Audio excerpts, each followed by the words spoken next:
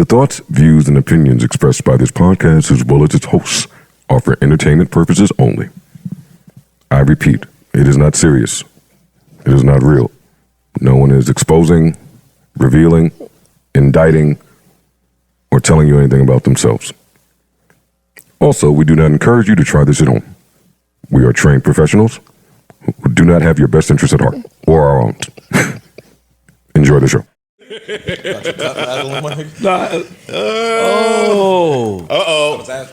Now let me tell the audience what's going on. I hate that this starts like that. That happens way too often when I watch it back. I watch it back, you niggas be dead in the middle of having a blast, and I don't know what's going on. No. I said, hi, first of all, that, Flip said we're going to get some art right there. Some art, yes. Some drawings, our Viola Davis painting. We're going to put it up along with some other nice pieces. I'm working on a little piece to put back here. I'm about to really get crazy on you niggas. And part of that is I might have to get some new couches. It burns my soul to do it. It burns my soul to have to do it. But so, what are you doing with these couches? Oh, whatever I want. Say it again, I didn't hear you. Whatever I want. Oh, okay. Cool. I'm just.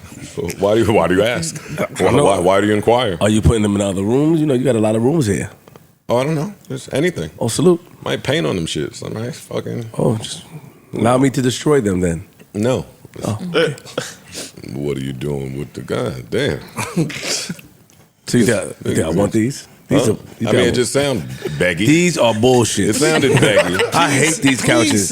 You cracking it. That's why your knees is fucked up, because you sit on these couches, old nigga. You're right. And wearing Alexander McQueen's young nigga shit, nigga. Get your shit together. I paid attention to your Insta story during the holidays. What's wrong with my t-shirt? Your shoulder line supposed to stop right here. Your shit nigga, on your neck. I'm about to roast you. You old wannabe young nigga. I want to be down ass nigga. You brandy ass nigga. Who the fuck you think you are, nigga? Your shit is my just t-shirt fit. Nigga, it is, but you also got sweatpants fit. You also, it's not a sweatpants, and you also got a sunroof. You also got a sunroof, nigga. You old, what nigga. You got? You finally got your car fixed. You finally got your car. You finally got your car fixed because dementia been fucking with you, nigga. We had to remind you 1,000 times, nigga. Why you got your Let's talk about it, nigga. You just got to shape up and need a shape up. And your shit is ashy, nigga. You got to shape up and need a shape up. You got a big gray spot in the middle. What you been eating ass there, nigga, this whole time? You nasty nigga. Gentlemen. Gentlemen. You got a medium on. Gentlemen. Nigga, you got a zip. Hold on, he got food stains on his jeans, yo. Look. Ring ding dong. Let me let the audience out there know that in pre-prod and just reading the temperature of the room, this is funny today. There's a lot of funny things going on. There's a lot funny that's happening. Maybe that's why the energy is like this, but it's a lot of funny shit going on. Oh, shit. I'm so glad I'm just in a good. I'm happy to be. Good mood. You all right, man? Sorry. Who you laughing at? Which joke you laughing at? Yours. Okay, yours. The food stain, or you laughing at my shirt? She laughing anytime it get joked on now. Yeah, don't laugh at my man. God. Oh my God. That's our new shit. Oh my God. Especially when the guests come. Look at his face. All right, listen, we got a great show lined up for you guys out there, huh? What's today? That's going to let me know what time it is. Today is Tuesday. Wednesday. All right, this is a Wednesday show. I got to act somewhat mature and responsible. Hey, silence out there in them pod war streets, ain't it? Yeah. Good here. Pin drop. That's your maturity? Got you. Yes, actually. Yo, you could get put on the docket too for homie court, nigga. You can't though. I'll find something. And I'll find Cause something. I got your man. Your man going to jail. You better post bail. I got him. ICE is going to homie court today. God damn it. Hey, you can hear a pin drop out there, ain't it? That's how the fuck I like it too. I like it just like that. Today's Wednesday now. That means that niggas have been recording too. Skipped it. You got that's my favorite part. My favorite part is knowing niggas went to work and got to let it breeze on through. Woo! It feels good. Walk on by. It feels good. It feels good. All right, now I'm mature. now I'm being mature. Little inspiration? I mean, if you want to call it that. Because men are oblivious to the Herculean effort you girls go to. And it is Herculean. I mean, you know, the average woman will go through 6 pounds of lipstick in her lifetime. She'll spend just under 2.5 years of her life sitting in a salon chair, getting it cut, dyed, blown out, and styled. She'll spend another 650 days at home trying to recreate that same look. She'll waste a year of her life just trying to figure out what to wear. And then there's the plucking of the eyebrows and the drawing them back in with a pencil. The gluing on of the false eyelashes. And then there's the makeup. You like my makeup? Yeah, it looks like you got bukkakied by a box of Crayola crafts. And then there's the collagen in the lips to make them puffy, the Botox in the crow's feet, and we're not even below the neck yet. Then there's the breast augmentation, the spray-on tan, the shaving of the underarms and the legs, the manicure, the pedicure, the waxing, the bleaching, the $750 shoes, the $800 dress. I mean, why don't you just try being a nice person? Yeah! All my people out there, let me get a yeah! Yeah! Let me get these drops out the way, let people know that we feeling good. My voice sound like I got some sleep last night. Sound like I didn't go see my favorite bartender, went out to eat, took my black ass right on home, went to bed. Tried to watch the Boy Scouts doc, but ill. You know what I mean? Boy Scouts was doing too much wilding. Damn. Too much wilding for me to finish that one. How's everybody doing? Happy to be here. Fans, salute to y'all. Audience, salute to y'all. Ladies. Ah, what's up? What's up? What's poppin'?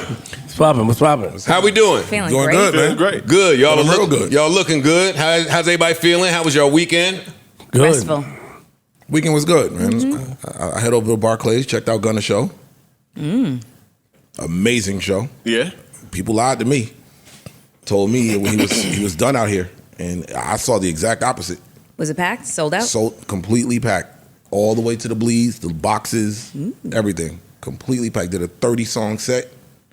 The internet be wrong Very wrong. a lot. A lot.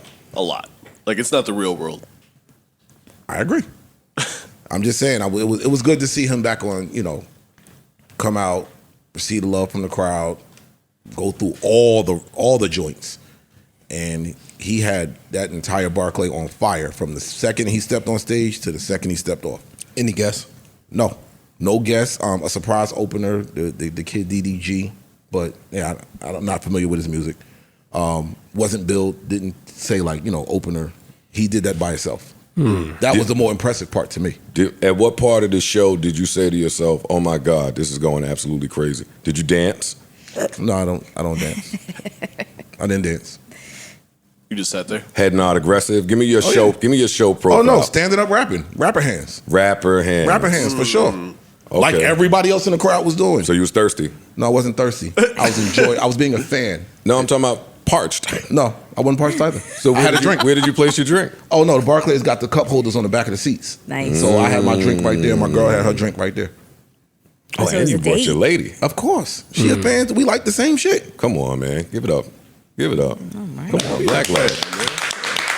Black Love, man. Is that a Gunna t-shirt? It is. It is. Okay. Yep. You stood in the merch line? Nah. I snatched that when everybody was inside. I ran out to the merch booth real quick. That was smart.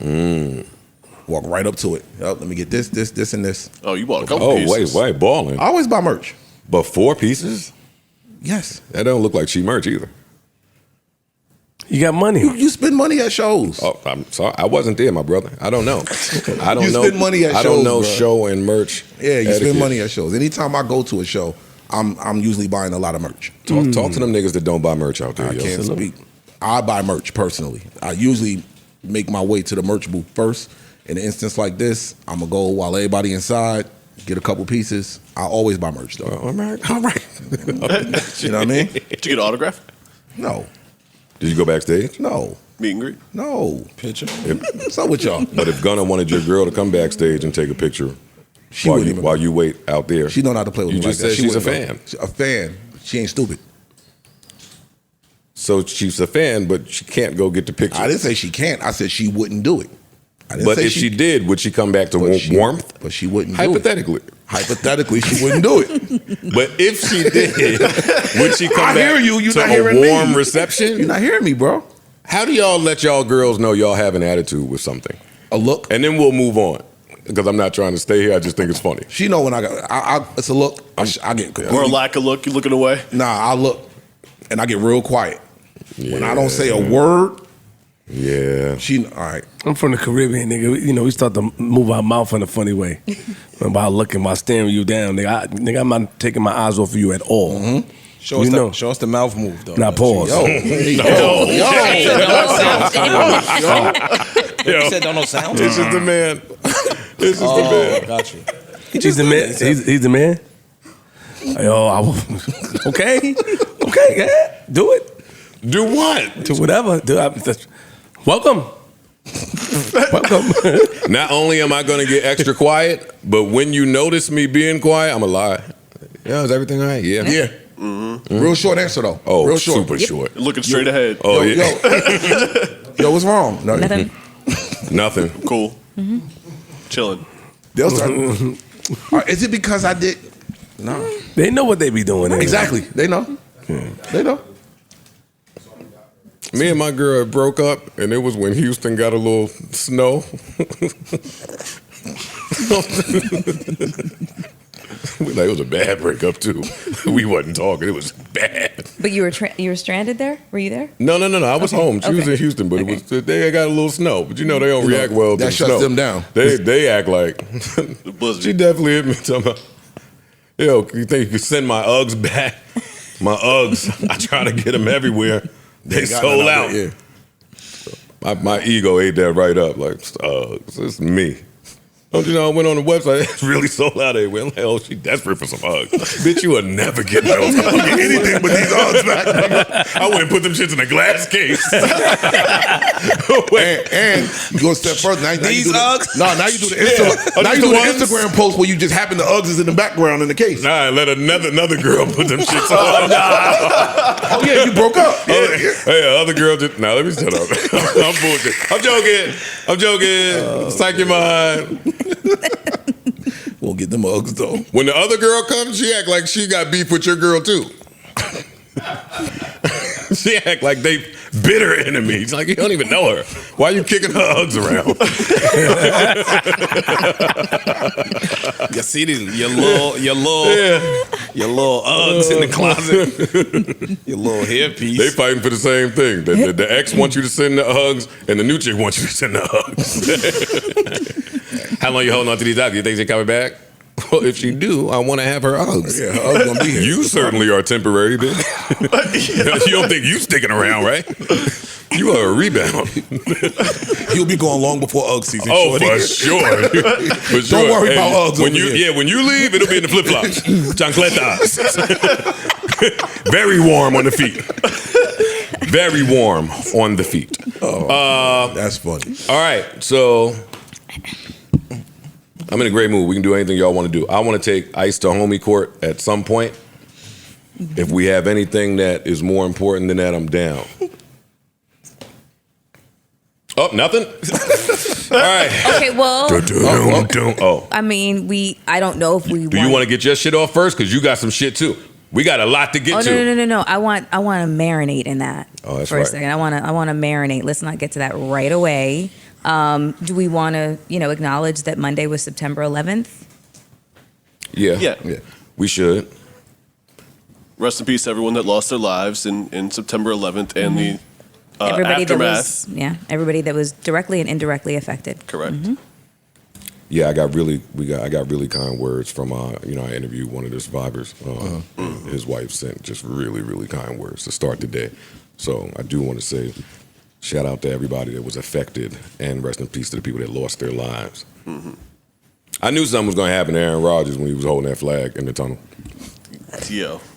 Too, by the way. Y'all seen him with the flag? That's all. That's all. Because I forgot it was 9/11 when the game was on. Like I'm in football cape. I'm in go time now. They showed him with the flag. It's like, oh, buddy.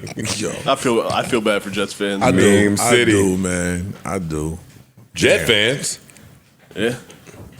And Giants fans, Thank I'm sorry. you. Yeah, I feel The bad hell? for y'all too. The hell? Y'all got The MetLife curse this weekend.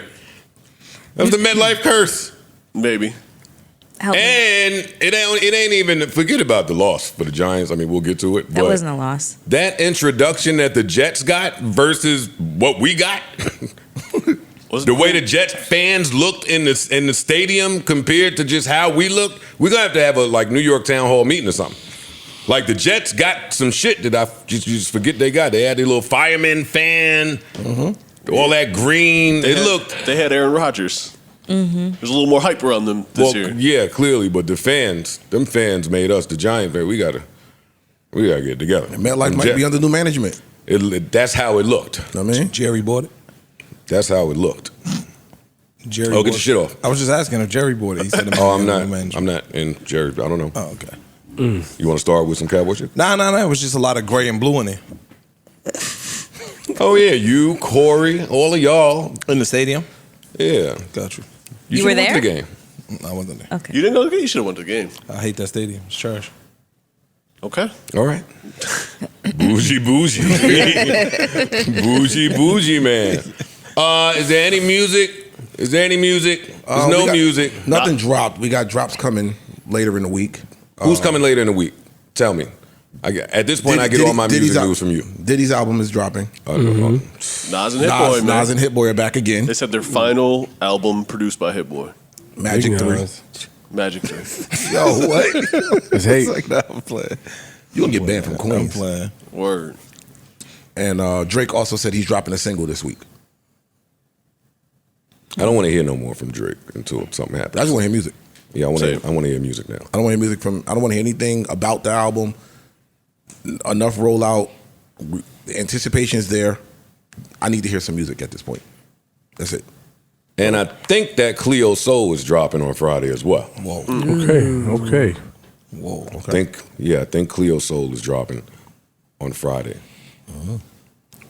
That's exciting. That's something. That is. Yeah, y'all got me on her. This Puff album has been on nonstop repeat. I'm trying not to talk about it because of how the audience feels about me talking about Puff. But you got the album. Of course he got it. If I knew how to whistle. Oh my Lord. You got the final album or just the one? Oh, the final. Okay. Dog. How many songs? Unbelievable. 89 minutes of music. Damn. Ooh. 21 songs. But there's a few interludes. But like Puff, Marry My Life interlude, like the old Jodeci interlude. The old school Bad Boy. The interludes that make the project cohesive. Yeah. We'll really talk about this on Friday when the music is out and I can just play some. But regardless of how you feel about the music, the production and the arrangement on this album is unbelievable. And in music, you're not playing nothing, are you? I don't think so. I just want to say it is September, and we still haven't heard a peep about this versus. I don't think that's happening. September. I don't think. I don't think that's happening. Which is what we said. Yeah. I don't think that's happening at all. It sounded hard though. It's West Side. How? Is he rapping on a lot? Top down.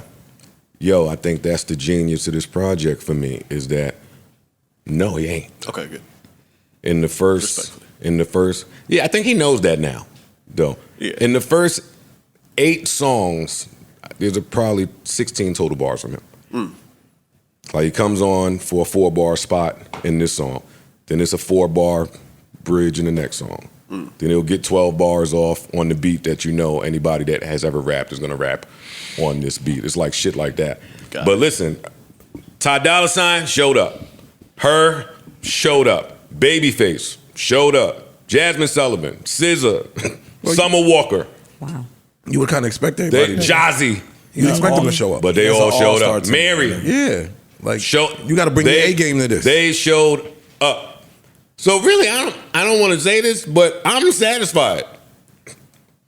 Like, why would you not want to say that? Because normally the Drake album would have all you of mean my satisfied musically. I'm for a cool, minute. Gotcha. dog. I'm so cool. This thing has been on repeat nonstop, and you about to give me Cleo Soul, and Drake is coming next. Like it's fourth quarter, so some of these you got to kind of compartmentalize now. because you just about to get bombarded with music. And I'll talk about this Puff album more on Friday, but he did what he had to do. Like that Weekend single with French and 21 Savage is probably my least favorite record on this project. And that's heat a little bit. We'll talk once it drops. Yeah, we'll talk once it drops. We didn't talk about it last pod, but and I won't talk about it now. But that Krishan girl had a baby on Insta Live. They filmed her childbirth. Yes. Yes. Well, yes. What's wrong with it? She also Everything. She also was at a football game a day later or 2 days later with the newborn. That's youth. She also named the baby Krishan Junior.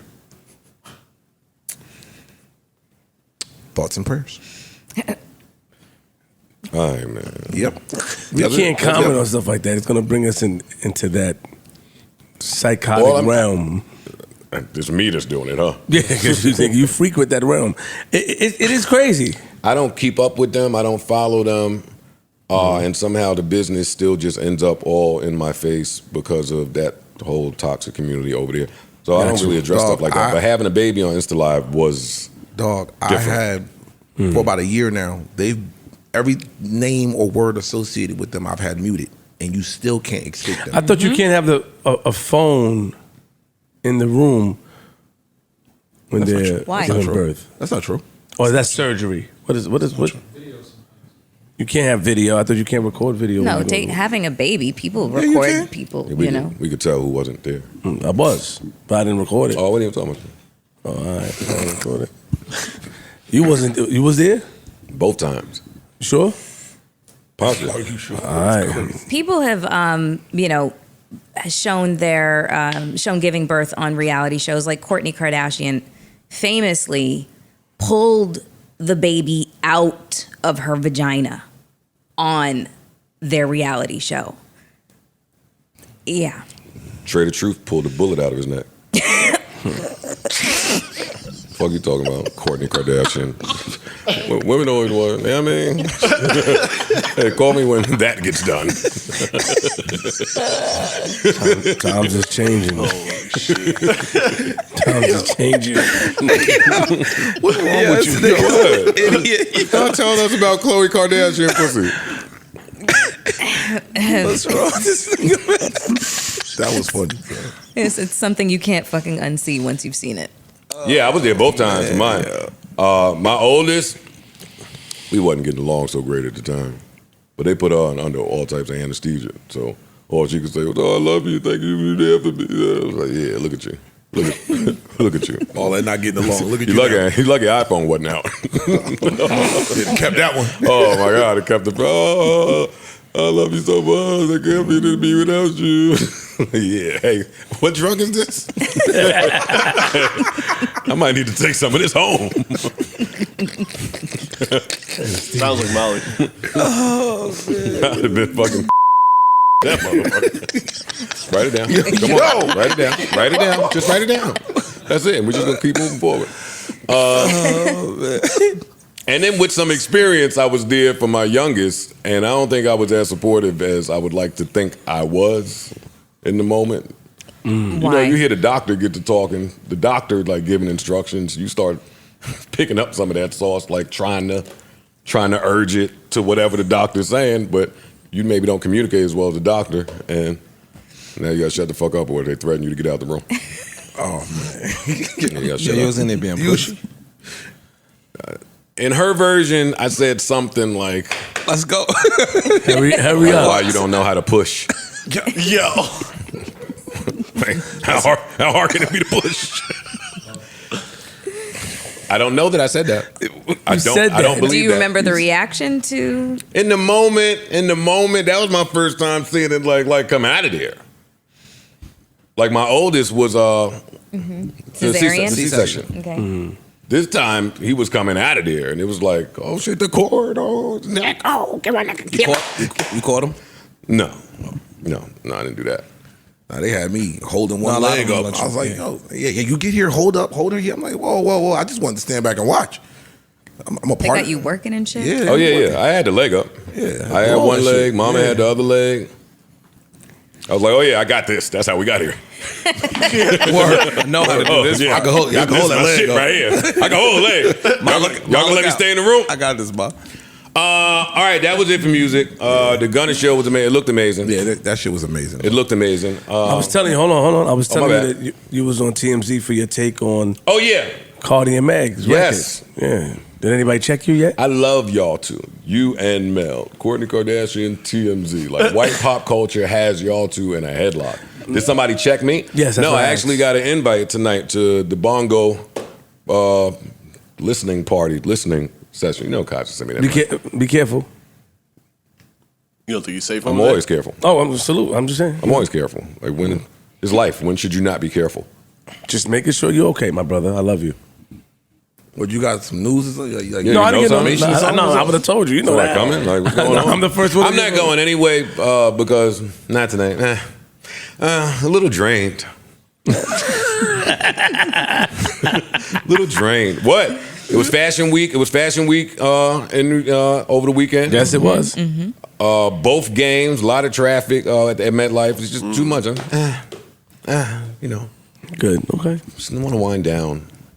I'll tell you this though, real quick about the response I've seen to the Gunna show. I had street niggas in a frenzy on the internet, completely confused. Like, this isn't supposed to work.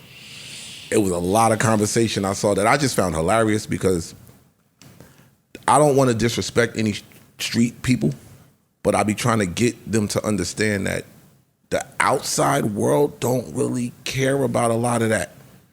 So this is like proof of it. Like all the shit that y'all are mad at him for, niggas don't care because the music still slapped. People are gonna go. He can put a tour together. People are gonna go. I've had people in Atlanta telling me, yo, dogs, quiet as kept, every party, they playing his shit. It's ringing off. That album has been ringing off. That was the takeaway for me with Gunna, is that he's doing New York and LA and he's not doing Atlanta. Yet. Stop. Yet. Why would you not do Atlanta first? I'm gonna go to the biggest market I can do first. I'm gonna go to show that and sell that out. New York, if you can do it in New York, you can do it anywhere. You know why you didn't do Atlanta first. That's not It's true. fine. Of course you. It's fine. It's heat in Atlanta, of course. And I think that, you know, you're right. If the demand is there, he will eventually get to it. I do think that. Atlanta may be a little bit different, but you know. It's a lot different. To that shit, to the point that you said though, Flip, TMZ and along with a number of other outlets and publications did, like y'all always do, post my opinion and put it on the assembly belt.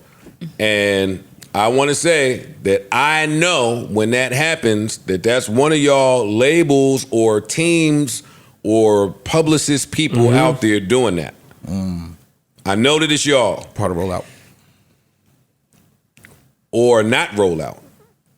It's No, I'm saying using that as part of rollout. Like, yeah, but when I'm saying something bad and it get picked up like that and put everywhere, that's somebody else's team. Oh, I see what you're saying. That's somebody else's squad holding them down, and they just using me as the front man. And don't play with me like that, because y'all know I fuck with Cardi. But I mean, I stand in what I said about the song. And I said it pretty respectfully. You did. Yeah, you did. I ain't here to come in and shatter nobody's dream. You see, I ain't put the Shorty interview out, the Tasha K interview out, the day that she put that record out. That would have looked foul. That would have looked nuts. Maybe wouldn't have got that invite to the party. yeah, it's fucked up though. Today it's either you gotta support it or don't say nothing. That's the way they treat you. Like, if you don't like something, don't say it. You either gotta be on board, support, this is fire, I love it, champion it, or just shut up. And I don't think that's right. Well, that's where the media people get chips on their shoulders. For me, it's if I didn't hear nothing from none of y'all the 9 million times that I bigged you up, I definitely don't want to hear nothing from you that one time I didn't.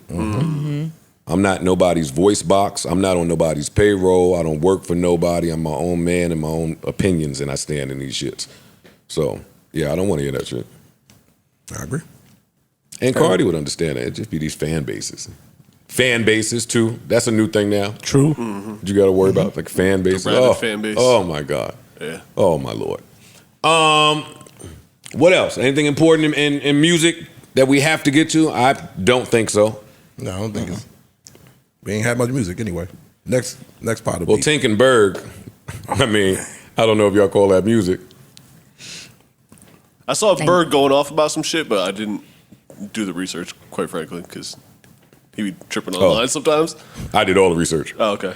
Yeah, when people I know get in the news and the mess, oh yeah, I go gather all the info I can before I speak to them, so I know which questions and I need to ask. So you could be the perfect antagonist. Yeah, this guy. And sometimes when niggas be fucking these girls and they don't tell you that they fucking these girls, and as the friend dude, you just got to put two and two together that, oh, all right, they fucking.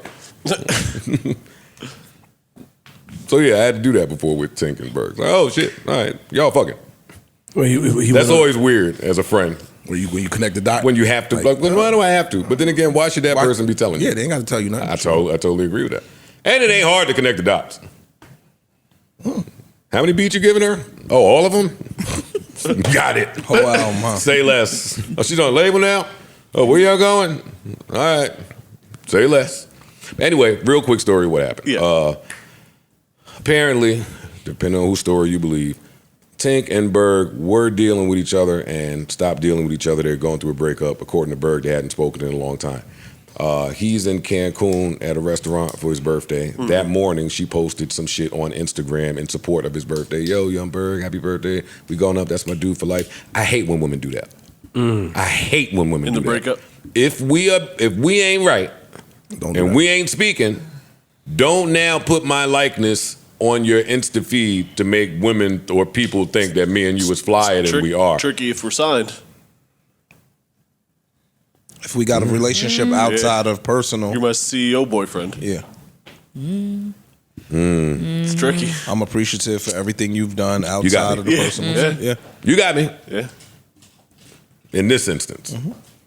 Anytime it's happened to me, they weren't signed to me. Y'all ain't had no They business. weren't signed to me at all, yeah. Because they doing it. They ain't doing that shit for you. But anyway, she posted shit. Cool. He ends up at a restaurant that night. This is where the details get murky. She ends up at the same restaurant somehow, unbeknownst to each other. Mm-hmm. Allegedly. Well, somebody in that camp snitched. Something happened at that restaurant to where she got really angry with him. Mm-hmm. Whether it be for not showing attention or if he was there with somebody or just whatever it was. And then they had an incident in a car where Tink got physical with Berg. But when she reported this to the internet, she was vague with the details. So she made it seem like she had to defend herself against a violent Berg who already has some of those allegations on his jacket. She said, yeah, I'm not going to play it, but she just danced around. She was like, yeah, I saw him. We got into something. I had to defend myself. And, you know, a lot has happened in our relationship that I've been quiet about. So if he want to put that video out that he got, then just know, that's what it was. It was like so she was getting Sounds ahead like of some a shit. preemptive strike. Yeah. So then Berg replied and was like, I'm not putting no video out because I'm a real man. And you know what happened in there. And that's not the first time you did that. And I'm going to handle it. I might sue your ass. And then, and he said, I never touched you. It was never nothing like that. Why you would frame that way is beyond me. Like, got messy. And then she did a reply to his reply and said, yeah, I hit him, but this is why. What? And that's where I left that story. Sure. Yeah. Thoughts and prayers. Thoughts and prayers. Thoughts and prayers. Thoughts and prayers. Nasty work. It's nasty. Also, while we're on stupid shit that doesn't really change anything in anybody's life, we never covered that lady getting hit with the brick because I just always want to wait for more news. But so apparently they got more news and the lady was never hit with a brick. It was an allergic reaction. No, she's a scammer who has attempted to do this multiple times. Yes, I saw some white girl and TikTok. it was a white girl TikTok that's spreading like wildfire.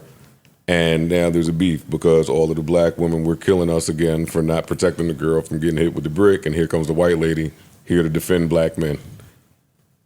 Gender wars again. That didn't make it to your Kourtney Gender and race Kardashian wars. algorithm. I saw that stuff misses your algorithm. No. I saw that people were saying that a report came out that she had made up the whole thing and that it was actually like that's where I got the allergic reaction. That was something that I guess medical staff said had happened to her. It was like an allergic reaction that she'd had, but the whole brick story was made up. Yeah, and it's not her first time. Mm-hmm. Creating GoFundMes that shit's crazy, and people donated like $40,000 or something like that.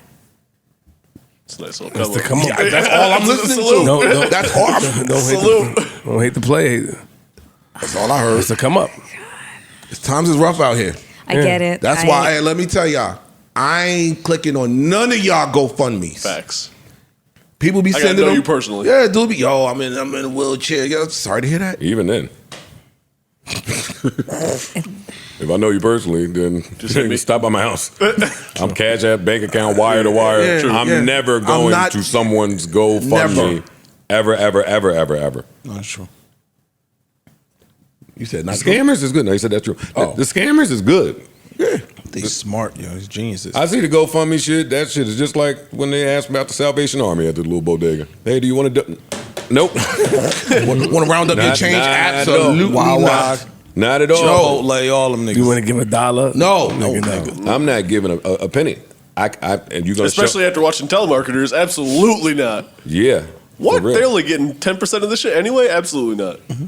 I'm not. Show me everybody hand to touch the money. Right. What's the splits? Petco. Yo, I heard about an actually interesting scam. I'll try to be brief. My friends adopted a dog that is a rescue from like the dog farms over Puppy there mills. somewhere. And No. okay. Like that was going to be food. Oh. Huh? Okay. Like in, I want to say Korea perhaps. Okay. But I may be wrong. Mm-hmm. That is a fucking brilliant. Like someone is making a lot of money selling essentially chickens to Americans. Yo, that is some brilliant shit. I think that was racist, though. Why? Hey, yo, that was racist. What's racist about it? He almost made me choke on this shit, boy. A dog farm in Korea? He said, I think it's Korea. But I could be wrong. That was a little trumpet. Shouldn't we check that first? Did he get the dog? So they adopted a dog from Korea. That was going to be food instead over of there. just going right to North Shore Animal League. Correct. I got you. Okay. And they shipped the dog. Huh? And they shipped it. They shipped the dog. I just thought it was a pretty good scam. Because the dog could have really just come from anywhere, right? I mean that. And it would be like someone adopting our cows in somewhere that doesn't eat cow, like India or somewhere that doesn't eat cows. There are South Korean dog meat farms.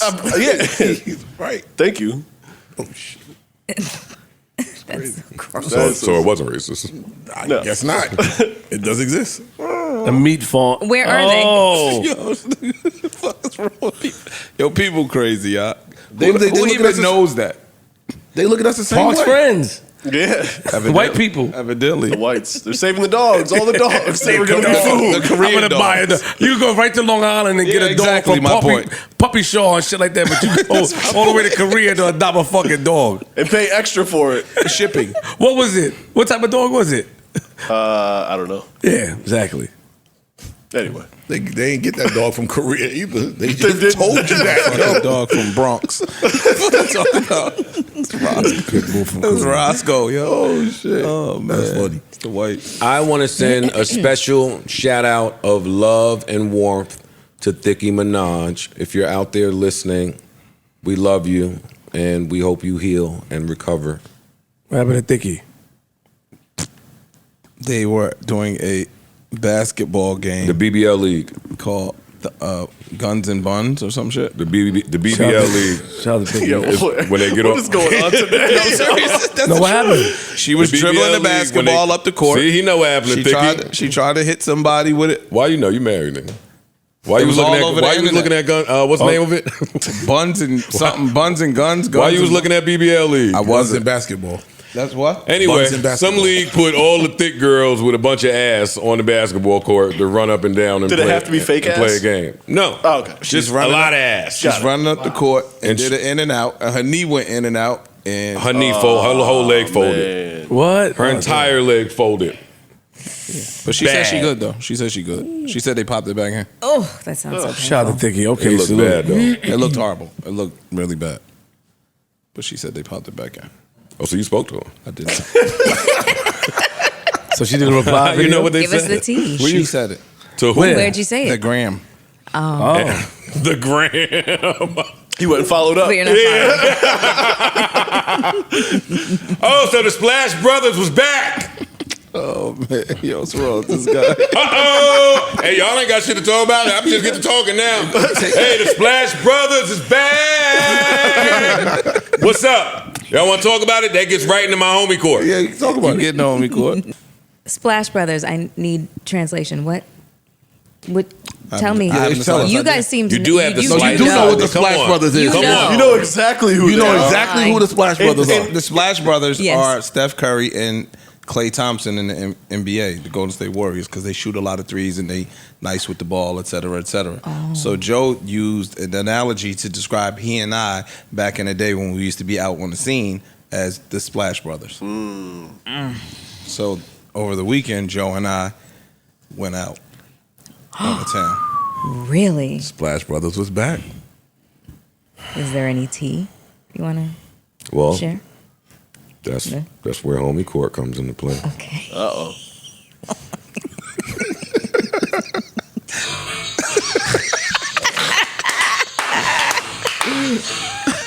Coming in 5'5" Here comes. Look at his face. Look at his face. from New Jersey. Antoine. Not me. Ice. No, it's Ice. I'm Sorry. the one at homie court. Coming Ice in is at going to homie 5'7". court. 5'7" freeze. Joseph Budden has accused Ice of doing. Some bullshit. Let's see what happens today on homie court. We have the plaintiff, The Joseph. Honorable Judge Flip Ice. presides. Oh, Judge Flip is the judge. Yeah, absolutely. And Parks and Mel jurors. Yeah, sure. Yes. All right, that'll work. Yes.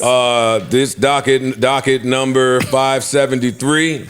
We have the plaintiff Joe Budden versus the defendant Ice Freeze Ice. Otherwise known as PKA officially. Yeah. Oh, yeah. Oh my God. Or AKA. What a cast. PKA. Go ahead. What the charges are? That's what I want to hear. Deceit. The charges are: we are not us. Wow. Abandonment. Wow.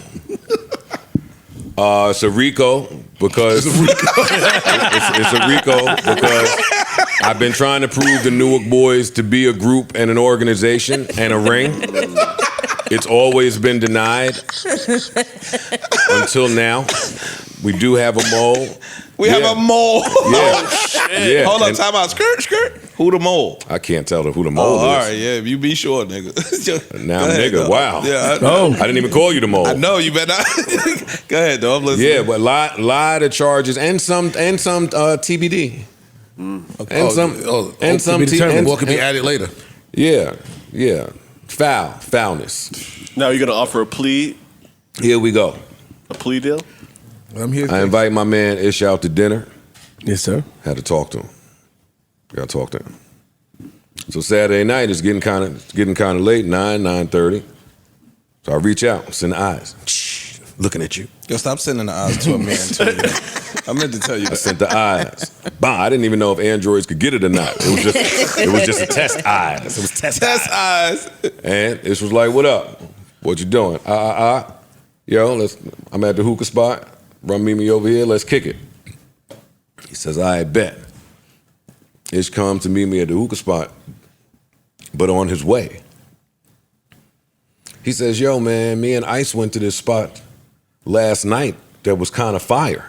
In my head, I'm like, last night as in a work night? Like right after we was all together? He says, yeah. So, interesting. So yeah, me and Ice went to this spot not too far. And boy, was it a blast. our man DJing in there. It's a speakeasy. Nobody even know it's there. You got to have a membership. It's membership only to get in there. And I'm telling you, we went there and had all, I'm telling you, dog. Yo, and the people working there, oh, man, top-notch service. Top-notch service in there. Some of the women in there, it's real nice aesthetic, real nice vibe. Now, you should go, yo. Me and Ice, oh, we had a time. Anyway, you want me to call and see if I could get us in? So now I'm not even used to niggas talking to me like that. I'm not even used to men saying, yo, you want me to call and see if I can get us in? Man. But sure. Sure. Why not? He makes a call, calls back not even 30 seconds later. Big-ish. We in. Yo, we in there. I'm gonna come over there. You drove? Now you're just talking to me like now you're just talking to me like you're but yeah, exactly. But it's cool. Oh, he come to the hookah spot. Yeah. We for a minute in there. Then we get in the truck and we go to the spot. Mm-hmm. Speakeasy, like you said. Mm-hmm.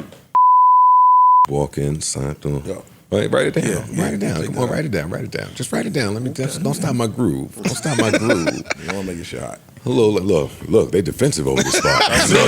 Look, hey, you see it? Real defensive over this spot. Anyway, we walk in the spot. Boy, was it beautiful. Menu, nice big bar, bartenders, great, hostess, great, owner, great, ratio, amazing, music amazing. Hookah is smooth.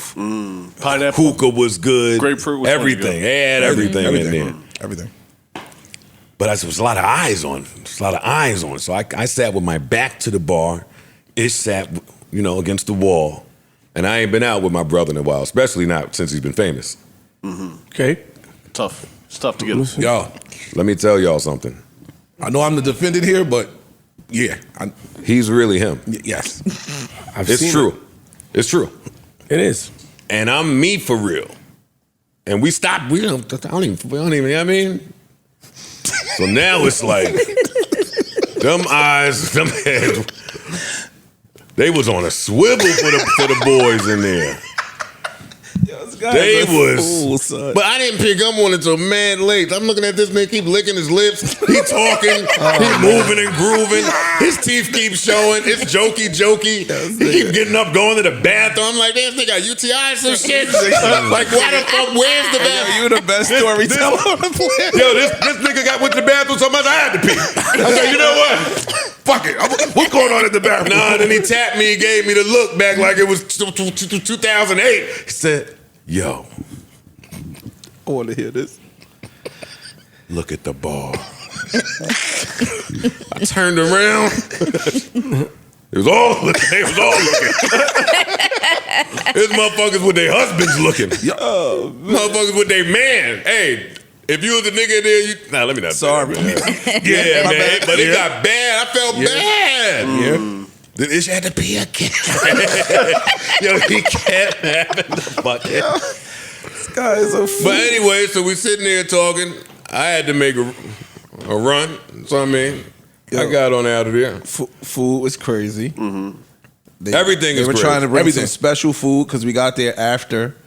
You know what I'm saying? The kitchen had closed. So they know he made Pump It Up. They tried to give us some special service. Relax, buddy. No? Relax. They didn't know that? Stop it. I'm asking you, they didn't know that. Stop it. Oh, Just Hey, you can't do that. Yeah, stop it. Stop it. It's okay. You can't do that. He can paint whatever picture he want to paint with the broadest brush in the world. No, because they did the same shit the night before. For you. Stop it. Exactly. These two, and that gets back to my point. So I get to work today. I said. No, he says in there. I said. No, wait. He said, yo, kind of tight at ice, yo. I said, what you mean? He says, yo, this shit kind of fly. And I'm mad that you two niggas went out.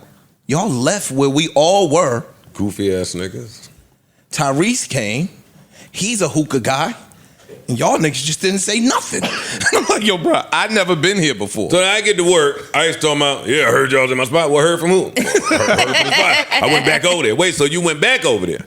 Yeah. 2 nights in a row? No, he just went back after I went. So that's like his spot. I fuck with the spot. Yeah. Okay. So I'm just honestly, at 43, I think it's important to be expressive and share my emotions and my feelings, especially with my friends and my loved ones and the people I rely on to take care of me. And like, guide me through some time. So Facts. damn. So you're accusing. I was hurt. What are you ICE accusing him of? of being- gatekeeping. Yeah, being a phony ass nigga. And being down this Rico Newark boy bullshit. Yo, what are you talking? Ice. Hold up. Can I defend him or no? You can go ahead, shoot. Wait, can you defend him? Wait, that perks to the Rico. No, it don't. If they I'm nice accusing at us this. and But being, I'm nice at this. Go ahead. Got it. No, You I got it. Mr. Budden. Dog. Talk to I'm my lawyer, asking. man. Did ICE not inform you of the spot prior to us going there? No. Joe, I've never mentioned. Is your client speaking? Who's speaking? Go ahead. Are you sure of this? Yes. When we were at the table, you said ICE did explain it, but he didn't explain it in the proper tense. ICE didn't say shit. He didn't say. I say, I went to the name of the spot. He didn't get into it. Stop. Dog, you lost, dog. This case is over. This case is over. Judge we ain't Flip got to just get go in the hit the long, gas. drawn No, out that's shit. funny. I have to say, as a juror, I heard mention of Speakeasy listen to that on Friday. Listen to that. Well, I wasn't. Yo, I wasn't invited though. You see how? You see I how don't your remember man? invitations being spread amongst. You wasn't even going. You see the how cast. Tory got sent up, right? The guy came in at the last minute. The guy came in at the last minute. Whatever he said said about seen this some spot, I shit. didn't hear it, and I was outside. So I'm not saying he didn't say something about this. I'm saying he didn't say to me anything when he hit Ish and said, we going over here tonight from work. That's it. We ain't got to stay on this. The audience might not care about me having hurt feelings. Like, Sir, he can owes get you to it. nothing, sir. We can get to it. Ice, you're innocent. Good day. Sorry. You have no fine to pay. You're innocent. You got 2 more months of judging. Another 2 months of judging for you. Yeah. Come on, Steve Griffin. Yeah. 3, yeah, 10. Come on, where you at? Come on, let's talk to him. Yo, why you do that? Why you do that? Why would niggas tell you something privately? You hey, listen, Wait, hold up. No, man, go ahead. Even if I do it, I can do it because that is that word. But that's not you. Don't do that to me. You're right, I'm sorry. I'm telling you, you're gonna miss me when I'm gone. You're gonna miss me. You may not miss me. You're not gonna miss me because you gonna miss me. You gonna miss me. I'm gonna be out, and when I'm out, I'm gonna. Oh, you trying to get his price up. Yo, why I ain't gonna miss you? Cause you my man. You gonna be with me, nigga. Oh shit! There's your Rico right there. That's your Rico. There go the real Rico. So you was looking the wrong way. You was looking the wrong way. And I start tightening the Don't put me, mic. don't put me in the docket. I'm Tightening the like, mic up. I'm playing. He started looking at the comments. This not a nigga. Oh man! I can't wait. I can't wait. I mean, a couple more months.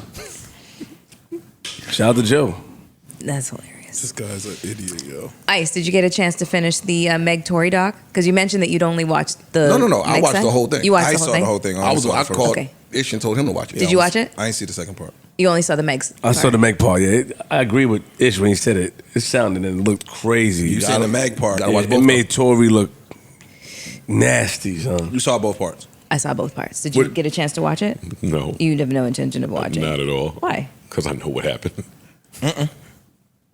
You know. Other than Leave me alone. Oh shit. Leave me alone. I'm not looking to do an interview. I'm not looking to entertain. Oh, he not playing with niggas. You today. asked me something, I answered you. I'm not watching it. You asked me why, I answered it. okay. What do you think after watching both parts, Mel? I think Oh God. no. Why do you do that? Look at Ice. Why do we do this here? Let her get the shit I off. want to hear my co-host and see what she heard, what she thinks about watching the doc.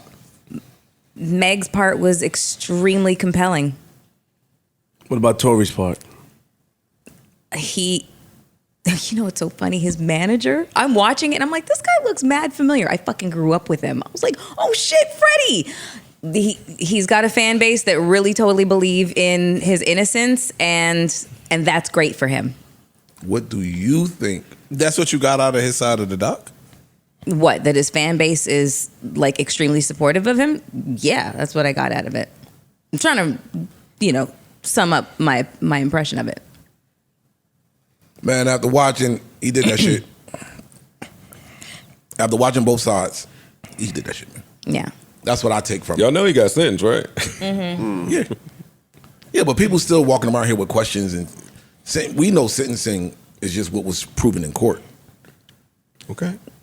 That don't necessarily mean that. His side basically used the fact that her story changed more than once as a reason to call into question everything that she said. But I'm watching it and I'm understanding all the reasons why she said what she said initially and why she felt compelled to, hold back some of the truth and then tell the truth. I get it. I understand. It makes sense. Everybody expects her to have like this, legal mind. She's what, 26, 27? Yeah. And it's like trauma happens to you. And it's like, and you have to make, these incredible decisions on the fly. I don't know. Man, all I took from it is dude talk too much. Had he just shut the fuck up, it looked like, and this is from watching both sides, it looked like, dude, I'm trying to spare you. But you doing so much, you in turn piss me off, and now I open my mouth and say something. Right, 1,000%.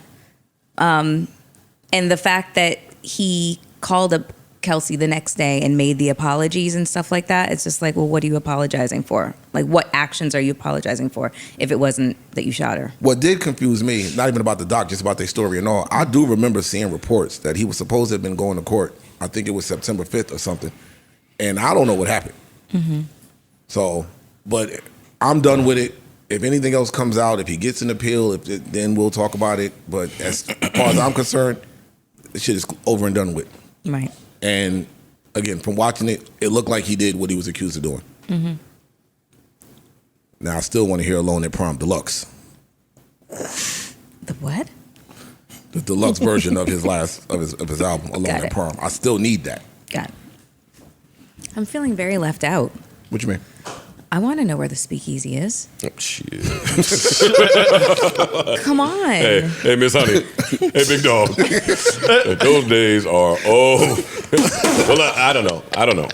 I'll follow you. Who? I will follow you guys there. Well, I don't go straight from here. I was going to say, from where? Where your pickup point gonna be? Y'all wouldn't go out? Y'all wouldn't let Mel come?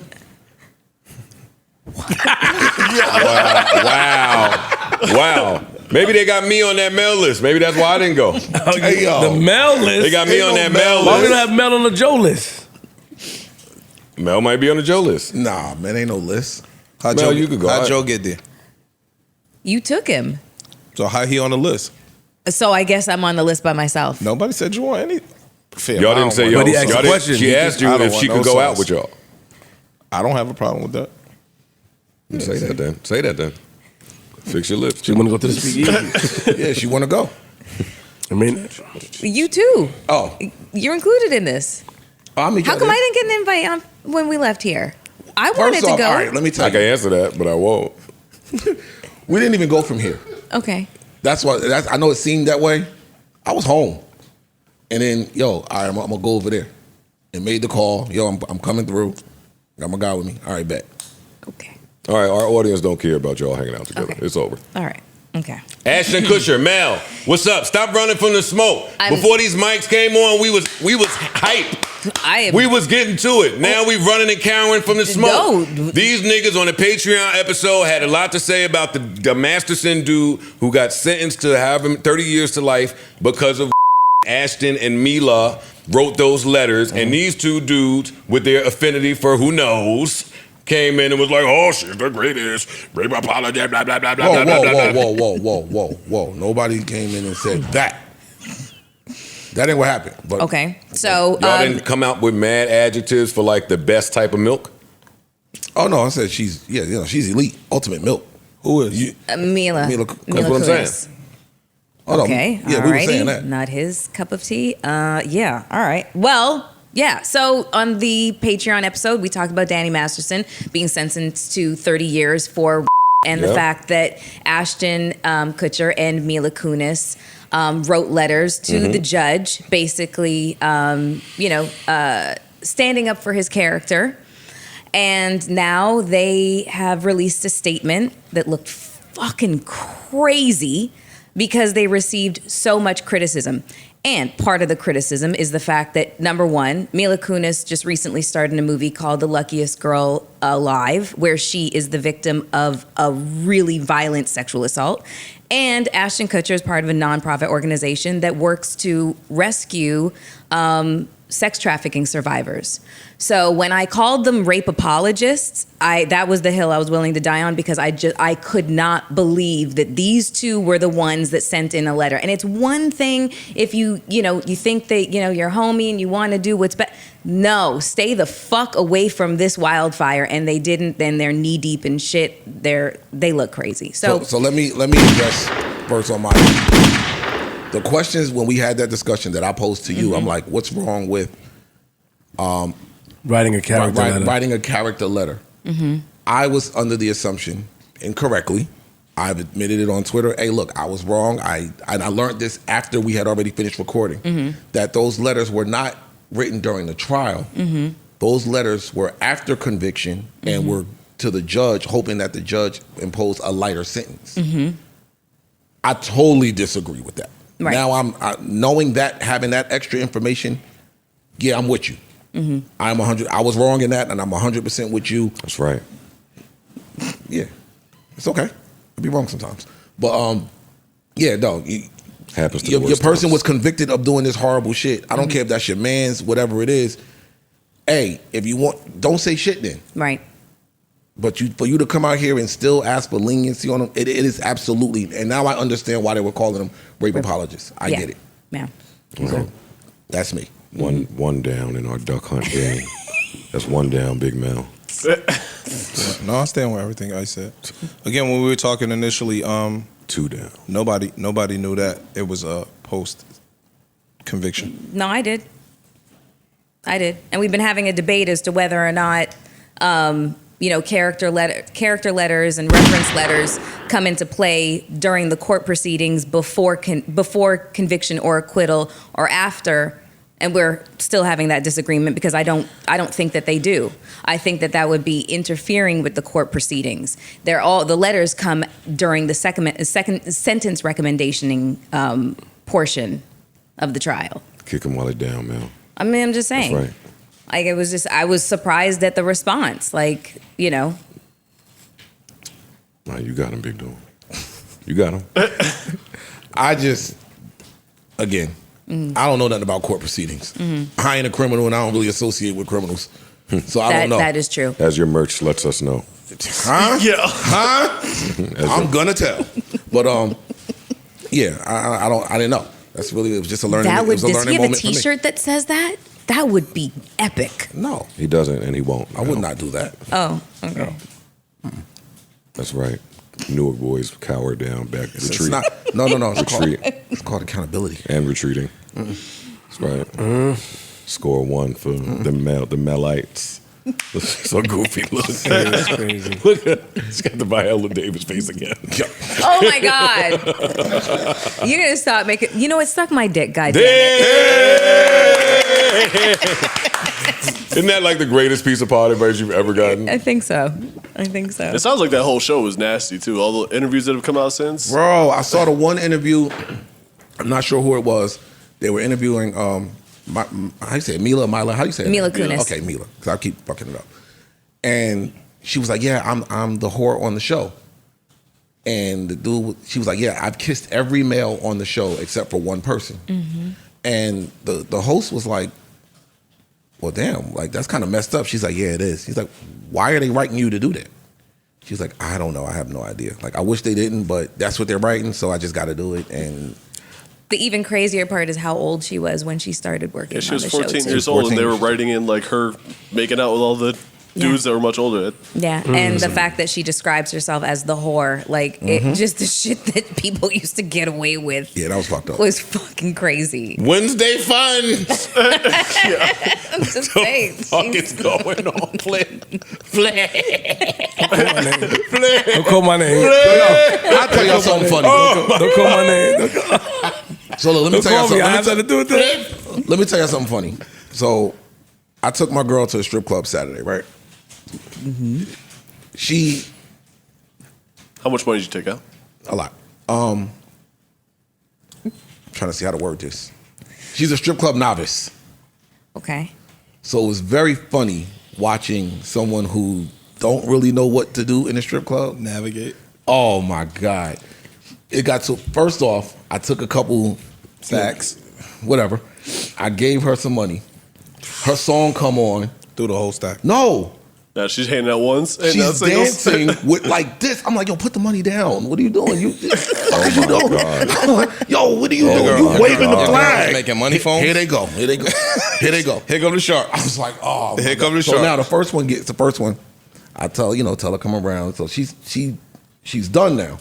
The girl won't leave. Like she's like, okay. She don't understand this. So she's looking at me like, can you make her leave? But she still got money. She's still giving her money. I'm like, baby, she's not gonna leave until you stop spending. Actually, you gotta tuck that. While it's in your hand, she gonna stay there. Oh man, it was a blast, yo. It was fun. It was fun. Like just strip club, girl etiquette. Strip club etiquette is different than ours. It was great, and they be nice. Women be nice in the strip club. Oh yeah, they want to make friends and shit. Yo, somebody we don't like, we be like. Yeah, just look right at you. No. Every girl that walked by, shoe fly. Okay, I need more now. I'm like, no, but you bust 10 grand. They're running out your hands like Emmett. At 10 grand, we in a recession. I mean, I've never bust 10 People grand. to the people that are doing that, more power to you out there. I've never spent 10 grand in a strip club in my life. Never. For 10 grand, you could buy a home. I never spent 2 Facts. Talk about it. For real, honestly. Yeah, foreclose. You get a Roth IRA. Go ahead. Shout out to Ian and Red Panda. Get you some stock. Yeah, You know what I'm saying? come Get on. you some Microsoft. What do you say? Microsoft, Tesla, IBM, and Google. Yeah, do all that. No IBM. Strip clubs. Pardon me. But yeah. Nah, that shit was a blast though, man. Yo, tell me about the Ugandan kids. Oh, that's crazy. I can't wait till this doc comes out. HBO's running a doc, and they coming under fire for pushing a doc. It's about a white lady that moved to Uganda and was allegedly a fake doctor that opened up a fake clinic in which hundreds of Ugandan kids were dying under her care. And so now the HBO is pushing a doc about the lady because she said the deaths weren't intentional or her actions weren't intentional. But if you're a fake doctor opening up a fake clinic, that's in Africa. There was some intent, my nigga. Yeah. So three-part doc. HBO doing it. You know, Doc Holliday over here, he know about it. Yeah, but because like you said, they came under fire. So there was a lot of backlash. The problem with the backlash is y'all showed me the trailer to the doc.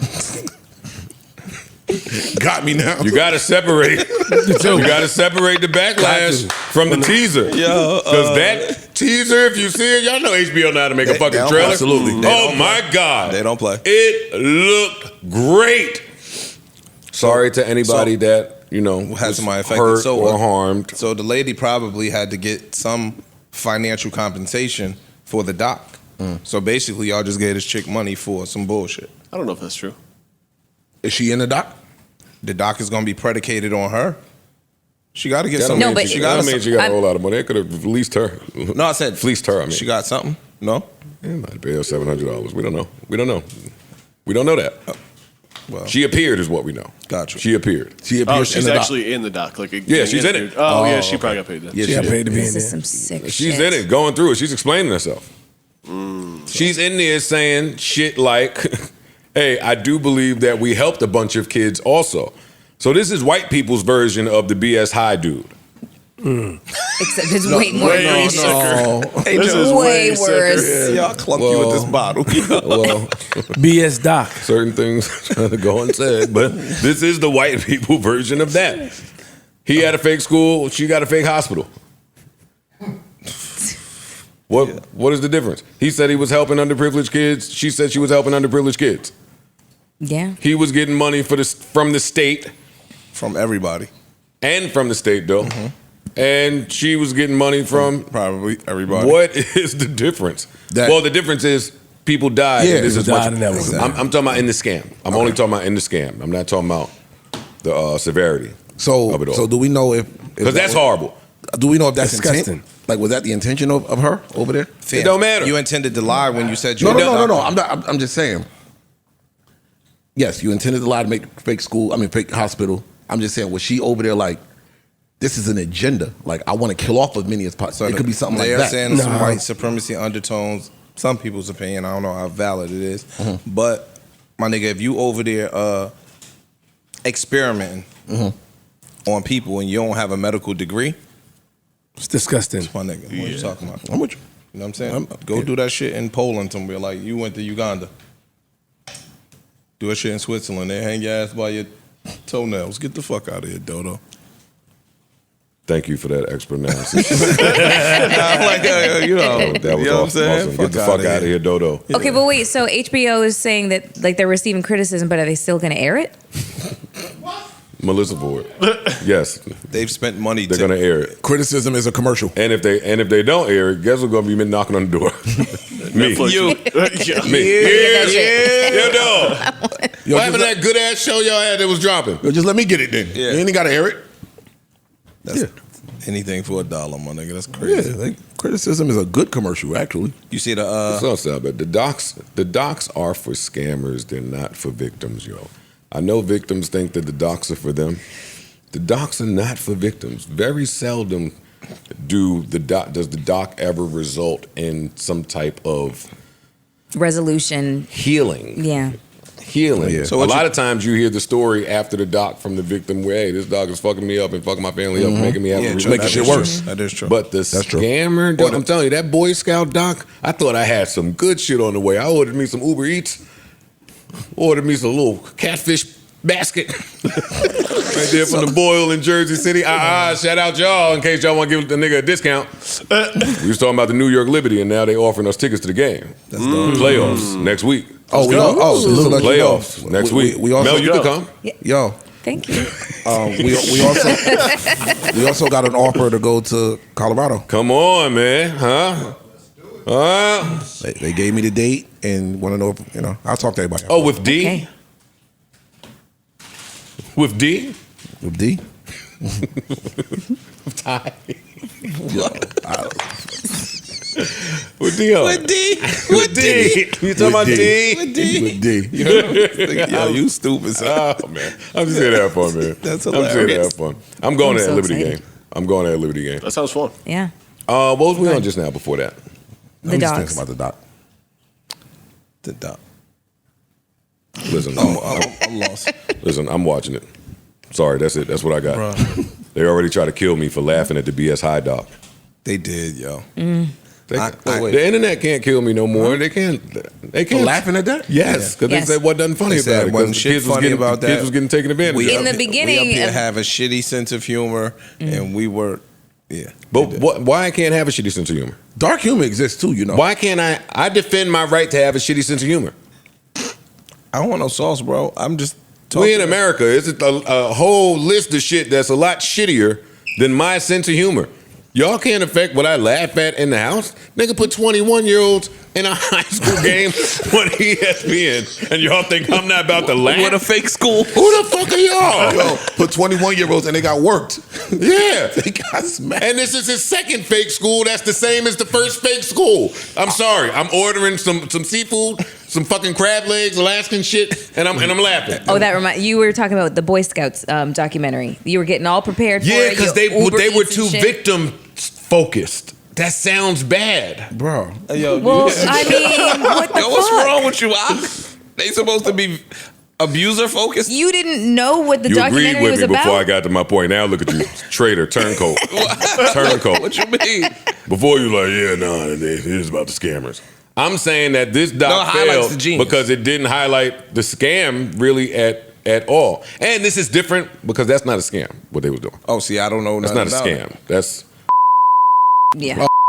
Yes. sexual abuse. It's not a scam. Over the course of decades. Yeah. Yes. It was gnarly. What? Oh my God. Yo, you know what gnarly Sorry. mean? Listen for word. Like in a bad way. Gnarly. Gnarly means cool. bad. I thought it means Google Gnarly it. does mean bad. Thank you. Gnarly When? means bad. Google it right now. I had just white read- culture I wrong was the whole wrong. time. Thank you, Parks. The Ninja Turtles just reinterpreted gnarly, it. dude. Thank got my- you. Gnarly, I thought gnarly was Yeah, good. I thought it was good. Like, gnarly, dude. No. Yes. Gnarly. Why y'all know Didn't that? Jay-Z Y'all are say that? losers for Gnarly, knowing dude. that. Do you know how to Pump by Molly, dude. It's spelled Stop G. saying- I know how to spell We it. don't Okay, care. Y'all are goofs for knowing this. Distasteful or distressing, offensive, gross. I learned something new. Word. Happens every once in a while. Y'all need a better word for bad stuff. Gnarly don't sound like, Gnarly, very dangerous and exciting. That's what I got from the Ninja Turtles. Very bad, very difficult, unpleasant, disgusting. And that's from our tech expert. This show is the greatest. I got it from the turtle. So we got it from him. That's where we got that shit from. I ain't never heard that word to the Turtles. Anyway, yeah, they were too focused on, like they spoke to all the victims. It's like y'all spoke to 30, 40 kids, lining them up, their parents, and what's entertainment? This ain't entertainment. Crying, eating my fish. HBO did that too? That almost got me mad at my mom again. When you get older, you realize why your mom was shoving you and all that shit back in the day. What? You want some free time? My mom sent me up the street. I go Boy Scouts, tie a knot. What about me is saying to you that I want to go up there and tie a knot with them goofy niggas next to St. Al's? You might want to learn how to start a fire or something. I dropped out of that shit. I dropped out before they could get me. I left that. None of you guys were in Boy Scouts? You want me to try? Black. You want me to try to escape from the master not tired? Nigga just tired. That nigga just chained up a fish. You think I'm gonna get out at 8? Nigga tied a triple bucket. A French. Yo, French shit. No, I can't escape. Ow. Help. And he gagged my mouth. Oh my God. Wow. What are y'all doing? In the woods. Oh, you better get the fuck out of here. Yo, bro, blacks is not subscribing to that. yo. Anything my mom tried to put me in, and the first day I got there, they started talking about the uniform. It didn't go great. I'm not wearing a fucking uniform. What type of goof you think this is? They tried to put the little green shit, Yellow ascot around. yeah, the little thing. Fuck out No, here. the Boy Scout shit was literally 250 feet from my house. You think I'm walking with this clown shit on? A Boy Scout. No, for real. I think back and remember all the time. It was the piano classes, after school, some saxophone shit. you definitely was after school Boy shit. Scout. My mom was outside. Yo, Boy Scouts. I start remembering all them trips to Grandma House. I don't want to go. Shut up. You're going. You're going to Grandma House. Going, yo. You stupid, man. Oh, man. This is an idiot. And now the cycle changes. My son be like, no, I stay with you. So?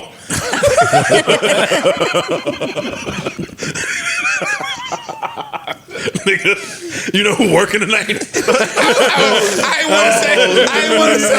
I was about to say, nigga, I'm outside. nigga, the bar locked up tonight. With the hitters. See you tomorrow. With the heavy hitters. Holy shit. That's fucked up. Yo, you stupid. That's fucked up. For real. I got they be talking about $8 grand right here. Daddy, please, don't leave. I don't want to go to Grandma's. Nah. Sorry. Parents don't give a fuck. She got soup for you.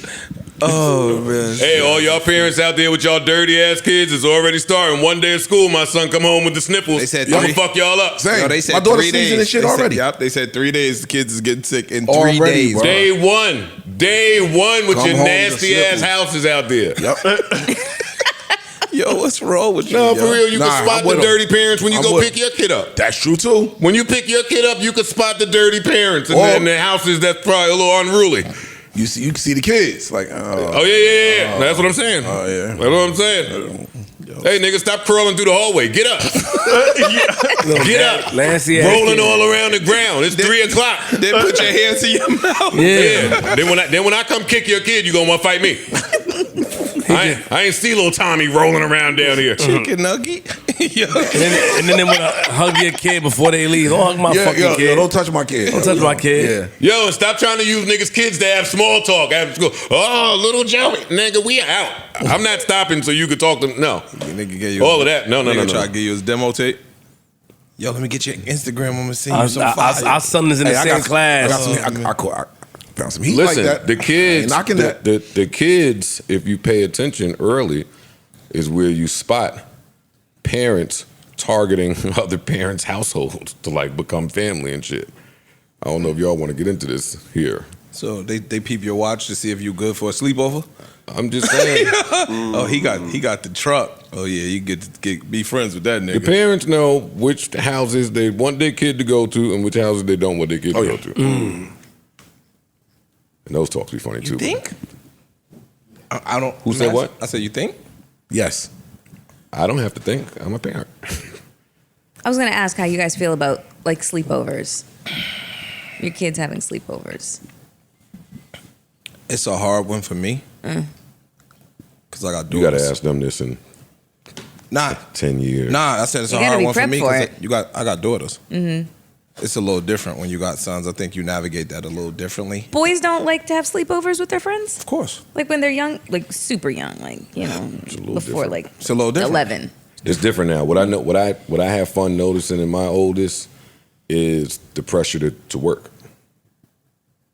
Like for him, where is the time now to do all the things that come with courtship and women and the arguments and the relationship? And she lives over here. You don't have a car. I don't. No, she said sleepovers, like and having spend the night sleepovers as kids. That's what you mean, right? At somebody's house. No, she don't mean like spend the night as adults. She mean like when you 10 years old and y'all spent the night over Kareem crib when you was a that's kid. over. That's over with. Like I know That's parents totally that over didn't with. do it. Yeah. When I was young, I did it, but again, I think Times have changed. I think Fuck you that. navigated a little different When than we boys were and young, girls anyway. that's different now. Yeah, it's over. For We that. was trick or treating when we was young too. That's true too. Now it's trunk or treat. No, these niggas still trick or treat. I won't be taking. They still trick or treat. I don't trust people's households. Don't trust people. There you go. There you go. I went through something like that recently with somebody I know, where they kid had their friend, like his homeboy, spend the night at his house. But you got siblings, that's girls. See?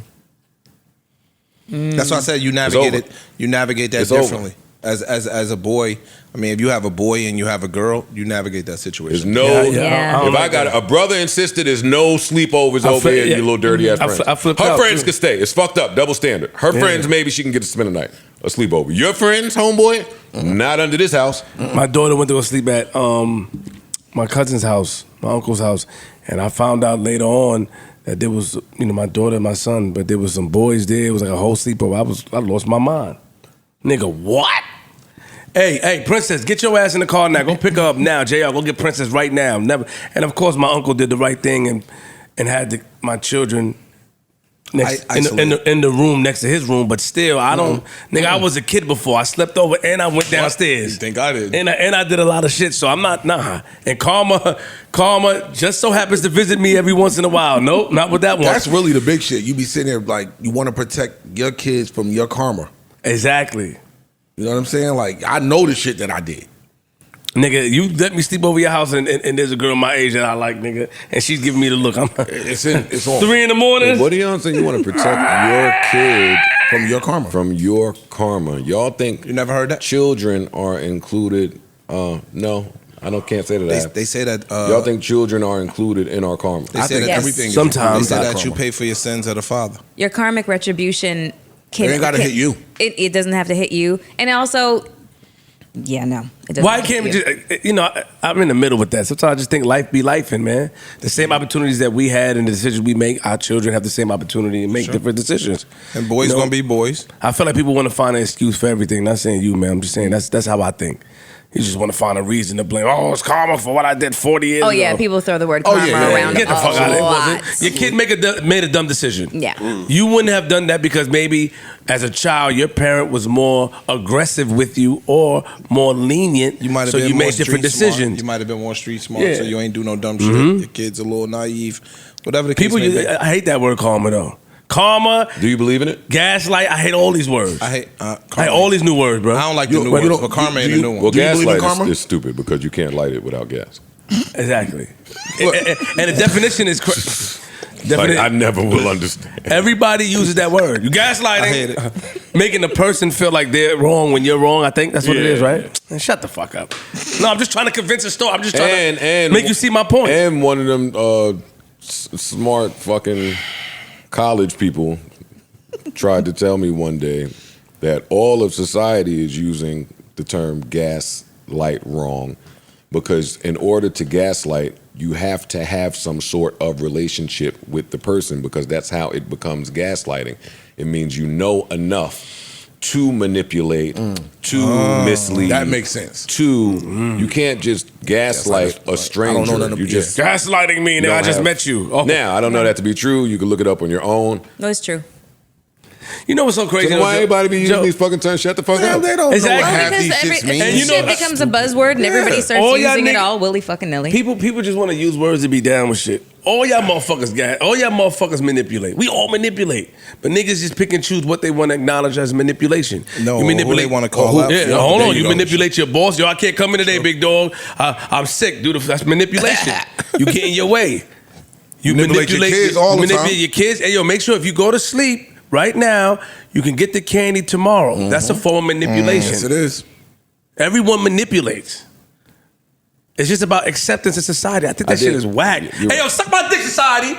I heard Pardon me, Jones. LL Cool J was talking recently, and he was talking about, I may be wording it wrong, but he was talking about the negative connotation that's attached to selfishness, and he started talking about like how having selfishness or being selfish can be positive in many ways. His example he used was, if you on a plane and the shit is about to go down, you're gonna put your oxygen mask on, and then you're gonna make sure that the person next to you maybe can put it on. There's nothing wrong with you being selfish in that instant. I think there are positive and negative spins to things. Manipulation is one of them. One I think about all the time is trust, right? Like I've gotten on flights with women that maybe had some trust issues with me and would say things like, hey, I have trust issues, I don't trust, I have a hard time trusting. And I would be there thinking, you have no idea just how much you do trust. You couldn't even function in life if you didn't trust. That's true. You trust that this pilot is going to drive this shit correctly.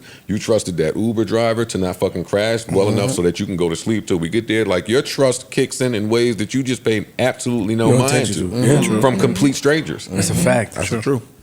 That's a fact. That makes sense. 1000%. We just use things at our convenience. I just think everybody groupies and they just hear these terms and they rock with the terms and they run with it and most times they don't even know what that shit means. I saw some shit where a nigga was talking about narcissism and he was basically going on to say how if you look up the definition of narcissism, it means like believing highly in oneself. And he's saying, why would we push our kids away from narcissism? And then he conversely read the definition of being humble. And whatever dictionary he used, the definition of humble was almost like mad passive, not having any Backbone. hope in yourself, faith in yourself, et cetera, et cetera. And he's like, we always try to commend the humble and we shoot at the narcissist or narcissism. And he was like, yo, it should be the opposite. So these buzzwords be having people running around, they don't know what the fuck they be saying. They just say it because it's popular. I totally agree with that. Like niggas don't be knowing what shit mean. Like weak means you lack discipline. Weak means you cannot support your own weight. You can't carry the spot you stand in. Niggas can't afford a funeral, but be ready to die. That's deep. Yeah, you want to rap so bad, you would have put that in a nice bar. I ain't gonna hold you. You would have That is a nice You would have little bar. spun that one around. That's a nice You would little have. bar. You would have did something pirouette with that one. It's true. I'm gonna come in here on when I do improper improv too and really get my bars off. Get my shit off after you leave. Salute. What do you think you're gonna do if honestly, you think I'm gonna let you leave? Yeah. How you see it in your head? Do you see think- me grabbing yeah. at your leg? Nah, I don't Yo, know where you think you're going? You got too much pride and ego to do that. You think so? I think that you gonna let me leave. I think because I'm your man. If I something I want to do, you gonna say yo. You know, as long as I You think I'll be supportive? Like, complete my yo, obligations. You did let what me- you had to do here. The goal was to always escalate, ascend, graduate. I want you to see you do better. You think I want to see you do better? I do think you want to see me do better. Okay. I do think that you'll have a conversation with me though. Like, if it comes to that, I think that you'll give me the opportunity to express myself, and that's the type of person you are. You'll listen. Now, would you abide by it? I don't think so.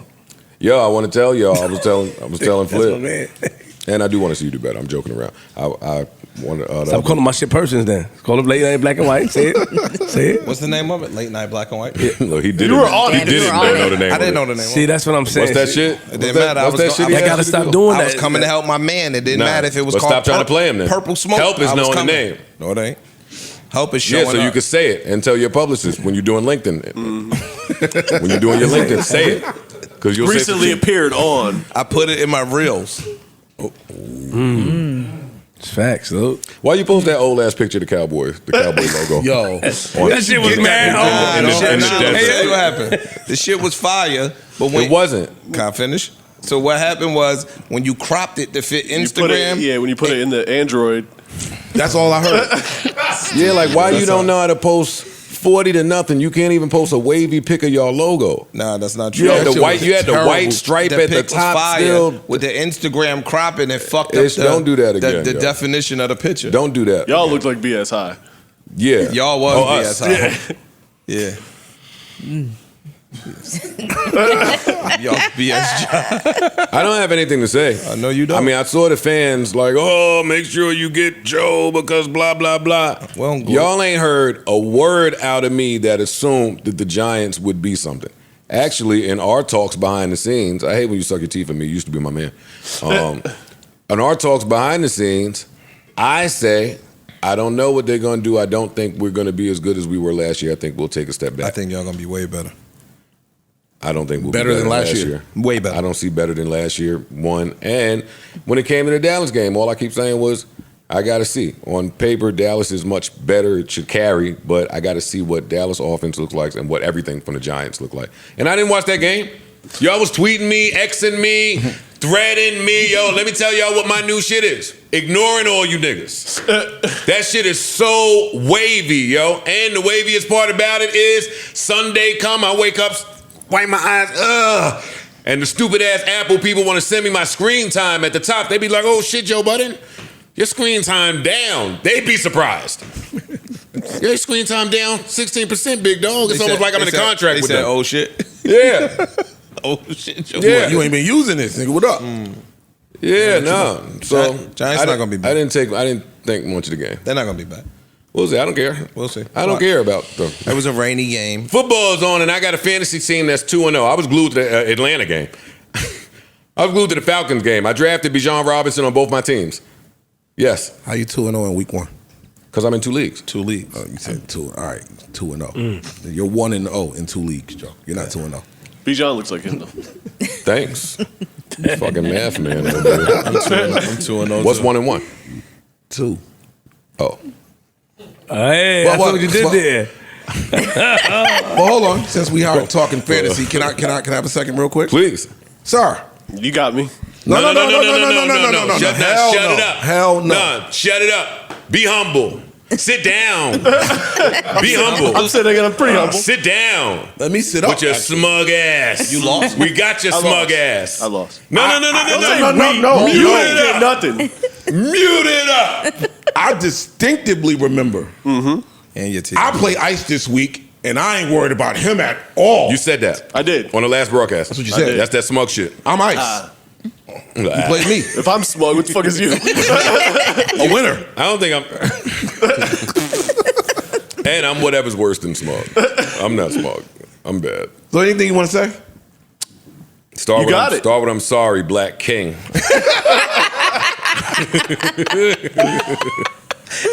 Can you tell the audience why you were so dismissive of Ice's squad? I didn't think his squad looks that good on paper. You weren't Ice familiar Squad with his not game? You had to apologize. You weren't familiar I with made his a game? coaching error, man. Jerry Jeudy was supposed to. He was injured, and then he was in, and then he was injured at the game time, and I missed it. Coaching error means Coaching a lot, error. especially when you're smug as a coach. And I'll say to you, if you lost on the Jerry Jeudy play, then you weren't going to just definitively wipe ice. I wouldn't have definitively won. No. Okay. That's all I wanted. Yeah, I wanted to you hear got say it. that. Congratulations on your W. Appreciate that. I'm Thank sure you, we'll sir. play again later in the year. Yo, shout out to all the fantasy dudes out there that ain't lost a game yet. Shout out to teams that are 1-0 in the room, actual teams, not fantasy. We're talking about real world teams. Teams that are at the top of the performance chain. Who cares about the real of world? the week, which would be me and Ish. You still supporting football after what they did to Kaepernick? Disloyal. Wait, for real? All he did was take a knee. You still He took that knee watching? for us. You still watching? Wow. Yeah, I couldn't do it. Couldn't be me. Couldn't be me. I ain't seen no game. Oh yeah, Steelers lost too, huh? I don't know. Did they? They did. I don't watch that shit. I stand with Cap. I know. You sit with the Steelers. I don't miss the stress that comes along with fantasy football. I don't at all. It was a stressful Sunday. Like I really didn't care nothing about what my real life teams were doing. I care about the Cowboys, but I definitely was on fantasy. It's even worse when you going into a dogfight into the Monday night game. At least let me know. All right, we was like what 2 points apart. Yeah, I was up by 3, I think. Yeah. Going into the Monday night game. But you had a kicker and Brees. I know. Would you like to talk about your Dolphins? You seem rather proud. Very proud. Felt like the '90s Dolphins, Dan Marino era. Oh my Lord! It did. You got it. Did. Y'all you got to be kidding me. That was the game of the week. You just hating over there. That was an amazing football game. It was damn near playoff atmosphere in the fucking first game of the season. Amazing game. Tua outdueled your man. Smoked his boots in his house. Outdueled. Put up fucking damn near record-setting numbers. Top 3. No, he can do that when he's breathing. I'm with you. Your quarterback is the worst quarterback in the league. I don't want to hear you talk quarterbacks to me. He not the worst. That performance was. I mean, disgusting. He keep trying to attack me, and I keep trying to not defend the Giants at all. Yo, the Giants not that bad. I have not said a word about it, but I don't care. They're not gonna. I don't care. Niggas posted a picture of Saquon Barkley outfit, that little motorcycle jacket and a tank top or some shit. They was like, we about to lose by 40. And sure enough, they was right. Lost right by 40. We did, right by 40. Called it. Then somebody else called the Aaron Rodgers shit. They was I saw like, that. yo, tonight Aaron Rodgers is going to tear his ACL in the rain on MetLife's turf. I didn't like seeing that, though. Yeah, that wasn't it.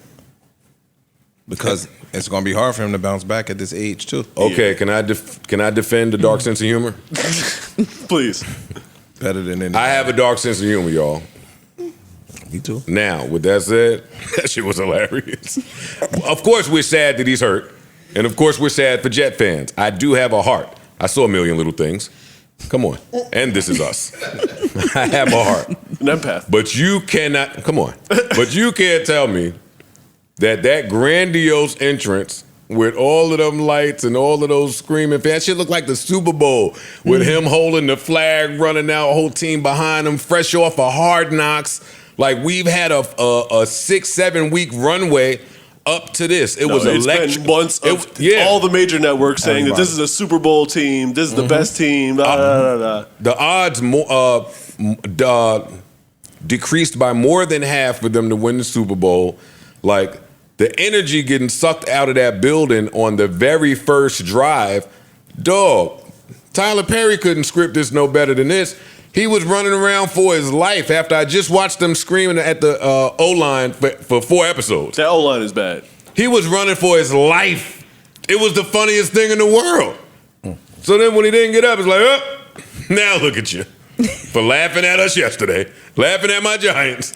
Now look, back to Zach. Zach, come on out, Zach. Hey, big Zach. Dog, they almost took him out the game. Yeah, he got fucked up. They almost took him out the game. He got fucked up.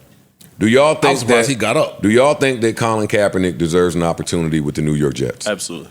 No. Yes. I mean, opportunity. Oh, opportunity. Yeah, opportunity. Like, Well, what did you say no to? Yeah, why'd you say no, Coon? I don't think. Why'd you say no, Coon? I mean, Ice. That man ain't played football in how many years? That's why. Well, I mean, It's hard to. The game moves. You haven't competed and played in years. The game moves. does it matter that he says that he's been keeping himself in shape and it's keeping yourself in shape and playing competitively against world-class athletes are two different things. which he was one at then. You got to Not be today. able to block out the noise. You the noise. You got to be able to block out the noise, especially when I speak to his wife, and that's just like, yo, do you know how it feels as a wife to watch your husband get up still every morning at 4 a.m. and go work out in hopes that one day the phone might ring, and if the phone rings, you have to be in shape? I was about to cry with her. I'm fucked up listening to that. Like, oh, it's so wrong. What an injustice. It would be a hell of a storyline, though. Not for nothing. Mm-hmm. Well, that's what I'm saying. Jet fans was talking about Tom Brady coming back. He's not coming back. He's not coming back. He's the owner of the Raiders. He can't come back. He's not coming back. And I wouldn't want to see him come back anyway with the Jets. Like Patriots, Jets. Unless he it's sold a thing. his Raiders stake, but I doubt that he would do Very, that. very, very. So now they start talking about names like Nick Foles, Carson Wentz, Yeah, I saw Matt Ryan, like Nick the Foles. bums are the bums, with the exception of Nick Foles, depending on how his health is. If Colin Kaepernick just has to beat out Matt Ryan, respectfully, Carson Wentz, and maybe Nick Foles, yeah, I think he deserves a shot. A shot, yeah, but do I think He deserves a shot.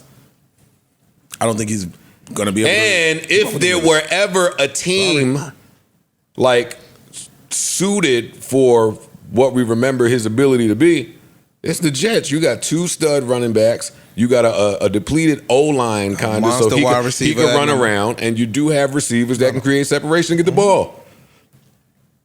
I think it would be a beautiful NFL story, so beautiful that the NFL might not back it. That's too beautiful of a story for the NFL to back. Yeah, because they look like dog shit. If he came back out of nowhere and just kicked up, they look so And then horrible. that's just not their agenda, right? Like Ian calls me the other day, and we don't talk football, we talk business, but he calls the other day and he says, "Hey, buddy, I'm watching these football games. You see how many medicine ads they're giving us?" And I was like, well, yeah, because I noticed stuff like that because those commercials are Farmer. funny to me too. That's Mad Farmer. Yeah. The commercials for the girls, they're trying to kill our girls. Nigga, they trying They to kill trying to- everybody. Yo, Yeah, but they'll just shoot us. They're trying to, possible causes. yeah, they're trying to calm the Possible side girls. effects include nausea, blindness. Yeah. Look, Kidney nausea, stones, blindness, kidney failure. stones, blood clots, and breast at the cancer. very end, they be like, and in small cases, death. They just gradually increase headaches, nausea, seizures. Word, like yo, it just gets progressively Bro, worse. this shit is for And a in cough. in minor cases, death. Like, no, I'm gonna just go ahead and stick with the gangrene on my toe. Man. I'm good. I'm cool, fam. I'm not. Yeah. Anyway, I saw something on the news this morning. I'm not going to serious us out, but I thought I would mention it. FDA approves new COVID-19 boosters. Nope. They're just waiting on approval from the CDC. That's done. All the docs about the Sackler family tell me that the CDC will approve this. They will approve. We could come up with some shit in that kitchen in there. If it's gonna make money, it'll get approved. There you go. I ain't gonna lie. If one of y'all do a doc on the Sackler family, I'm gonna watch it. Like, they were so, they just moved like none of us mattered. Man, I don't care what they putting in that shit. It won't be in me. Pause. Good pause. But you was big vax. I was big wrong. Oh, my nigga. Look at that. Accountability. Why everybody look down on just being wrong? Nothing. I appreciate it. Like, it's all right. It's all right. I'm not gonna get it. I'm not getting that shit. I'm not getting it again. I don't I'm have any done. regrets, but I'm not getting. It's not even another one. regrets. I'm Yeah. just done. Aren't they going back to us having to show proof of vaccination in restaurants and all? They are saying that they Oh, leaning In toward New back York? to cooking. they leaning toward it. Yo, humans act so helpless. Oh, we won't be able to go to the Broadway play if we don't tell them the proof of vaccination. Oh, no Broadway. I know a tap dancing little nigga named Raheem. He nice. He go right to Lincoln Center, Yo, nigga. Oh, look. They're on the screen. You won't be able to get into the Knicks game if you don't show vaccination. That's what you all think. Corey wasn't going to get no vax. We going to that Knicks game though. Ash was in the garden. Come on, we I got 100 guns on the clips. I was like, okay. A little nah rule. You hit the nah rule. What the hell was that? The fuck is he? Nah, he right. It's cool. Why they playing with us like we ain't got no tools and resources on the ground level? Like we can't hit somebody to get us to fake vaccination shits. Now where they get tricky now Snitchy Sam. is when you start flying around trying to do your little, where you like to go, Istanbul or some shit. you always like to go to Istanbul. Joe. Istanbul. I went. Yo, chill out. I ain't gonna say that. You good? It's a podcast. No. Why you not gonna say nothing? Because I'm not incriminating myself. Roger Rabbit, nigga, you could get around stuff. Yes, you can. America's You made can. for circumventing. Them niggas in them vans, niggas in them vans was doing Hey, yo, hold your hand here. They push that shit right in the garbage. They signed it. I got like 5 of them shits. Niggas in the van. Them niggas in the vans that's fucking Far Rockaway, parked in Queens Boulevard. They had the nigga close the curtain. That shit right. I had like 5 of them. I need 3 for my kids, nigga. Where your kids at? They not here. I'm away right here. Shit crazy. So. Oh shit, that's Can you funny. imagine? You took the vaccine, yes? Oh, good. Nigga, 43. Yeah. I'm telling you. Okay. 42 would have dropped that. Oh man. You took the vaccination, man? You got vaccinated? All right, forget it. It's never a quick answer out of you. Yeah, like No. you didn't. What are you doing? Melissa Ford. I don't want to answer. Oh. HIPAA. Then you have the to at fuck? least say that. Okay, there we go. Thank you. But you can't force me to answer about my medical history. Right. That is invasive. Like we just start asking shit that's private, like it's casual. I mean, I guess. Yeah, true. All right, okay. You got vaccinated? Yeah, I don't know. That's funny. Exactly. A lot of niggas I that know something is wrong with that vax because it felt too good when they put it in my vein. What? What did it do to your body? Shit felt good. I ain't gonna lie. It felt like when I'm you a sick fuck. when you get burned and you pee, right? that shit right? felt like they put some Freon. Wait, what? Wait, time out. Wait, what'd you say? Joe had said that. Joe Burning had said pee? You are a freaky boy. I'm not a boy. You can't call me boy. Hey, I'm on some shit with y'all. I'm on some shit. Huh? Be careful. I came here and smashed everything. I called you to the cut of your crib. You keep ducking me, man. He ain't called me. I called you, Parks. Wait, this weekend? Yes. I was in the area. I wanted to talk to you, man. Come there, hang out, and talk. Let's talk about it right now. Well, okay. I got the call this morning, but I wanted to hang out with Parks because we had an idea that would shake up the internet. So that's why I called him. But I did come in here aggressive this morning. You care to share with the audience because you tell a story better than me. I don't do that anymore. I think the audience. No more Fifth Ward. You did say okay. I'm not giving them. I'm not giving them neither. If you do want to give it to them, I support you and I'm standing behind you. That's my man, I came in this morning because I received a call about the Patreon episode that everybody is talking to me about on Twitter and stuff like that. I told them, suck my dick, I'm going to turn up on Mel again. Even though I'm being facetious, I got a call this morning after asking my brothers here at the podcast to please bleep that whole part out. I got a call by calling one of the women bitches. Bitch. While I was joking and apologized to Mel, I thought about, I know somebody that knows this person. I used the wrong name. I tried to back it up. I tried to take that out. It wasn't. Only the word bitch was bleeped out, so you still know I said the word bitch. I got a call 8:30 this morning, and I wasn't too happy about it. I almost slipped out my shower. I was kind of aggressive on the phone. Take phone calls in the shower? Yes, I do. Yo, you got to put it on speaker. Hey, yo, I got the shower with the shit in the tunnel. Press the button, but yeah. So I came in here flipping this morning. And I did apologize to Mel and everybody for saying the word bitch. Shout out to Queen Latifah, man. And that's fucked up. I came in here, wow, Joe was looking. I bought this single as a man that was doing B&Es. That shit's hard. Big Jersey. Joe was standing right next to me early this morning like this. She did both of the national anthems, right? Giants and Jets game. She I did? didn't see them. She did. I saw the Jets one. I didn't know she did it. Oh yeah, The Giants because the kids didn't know that Queen Latifah can sing. Yeah. Yeah. We Yo, that we old are now. done. We that old now, bro. It happened so fast, though. It happened fast And for then me, at least. The person, one of the people that was like, You wait, been why old, is nigga. she doing the anthem? Then double back was like, yo, Queen Latifah's not even famous enough for y'all to be getting this upset over me. Okay, saying it. And I was like, dog. I'll start $150 in niggas over that. I was like, dog, wait. That's disrespectful. Stop Don't playing play with her. Don't play with her Stop like that. playing with us. It's bad enough y'all disrespect our Jersey legend Lauryn Hill, but I'm not going Yeah, to y'all allow do. this Queen Latifah Slander. When she sung the gonna do it. national anthem? The Giants Jets game and and the Giants. Jets game. Both games. Sports. I didn't even know she can sing. You should probably keep up with sporting events and when they're released so that you don't release shows as the game is on because it would have. Oh, well, I had a lot of people in there, though. It would Salute. affect. 900, almost 1,000 people watching live. I put numbers up. Salute to you. man. Yeah. Nah, don't clap for me, nigga. Shout to Shampoo. Better call Get King. this shit off, huh? Yeah. Fuck wrong with y'all, Yeah, huh? thousand I'm standing people 10 toes with my man. Y'all did that during the game? Yeah, on football Yeah. day. Yeah.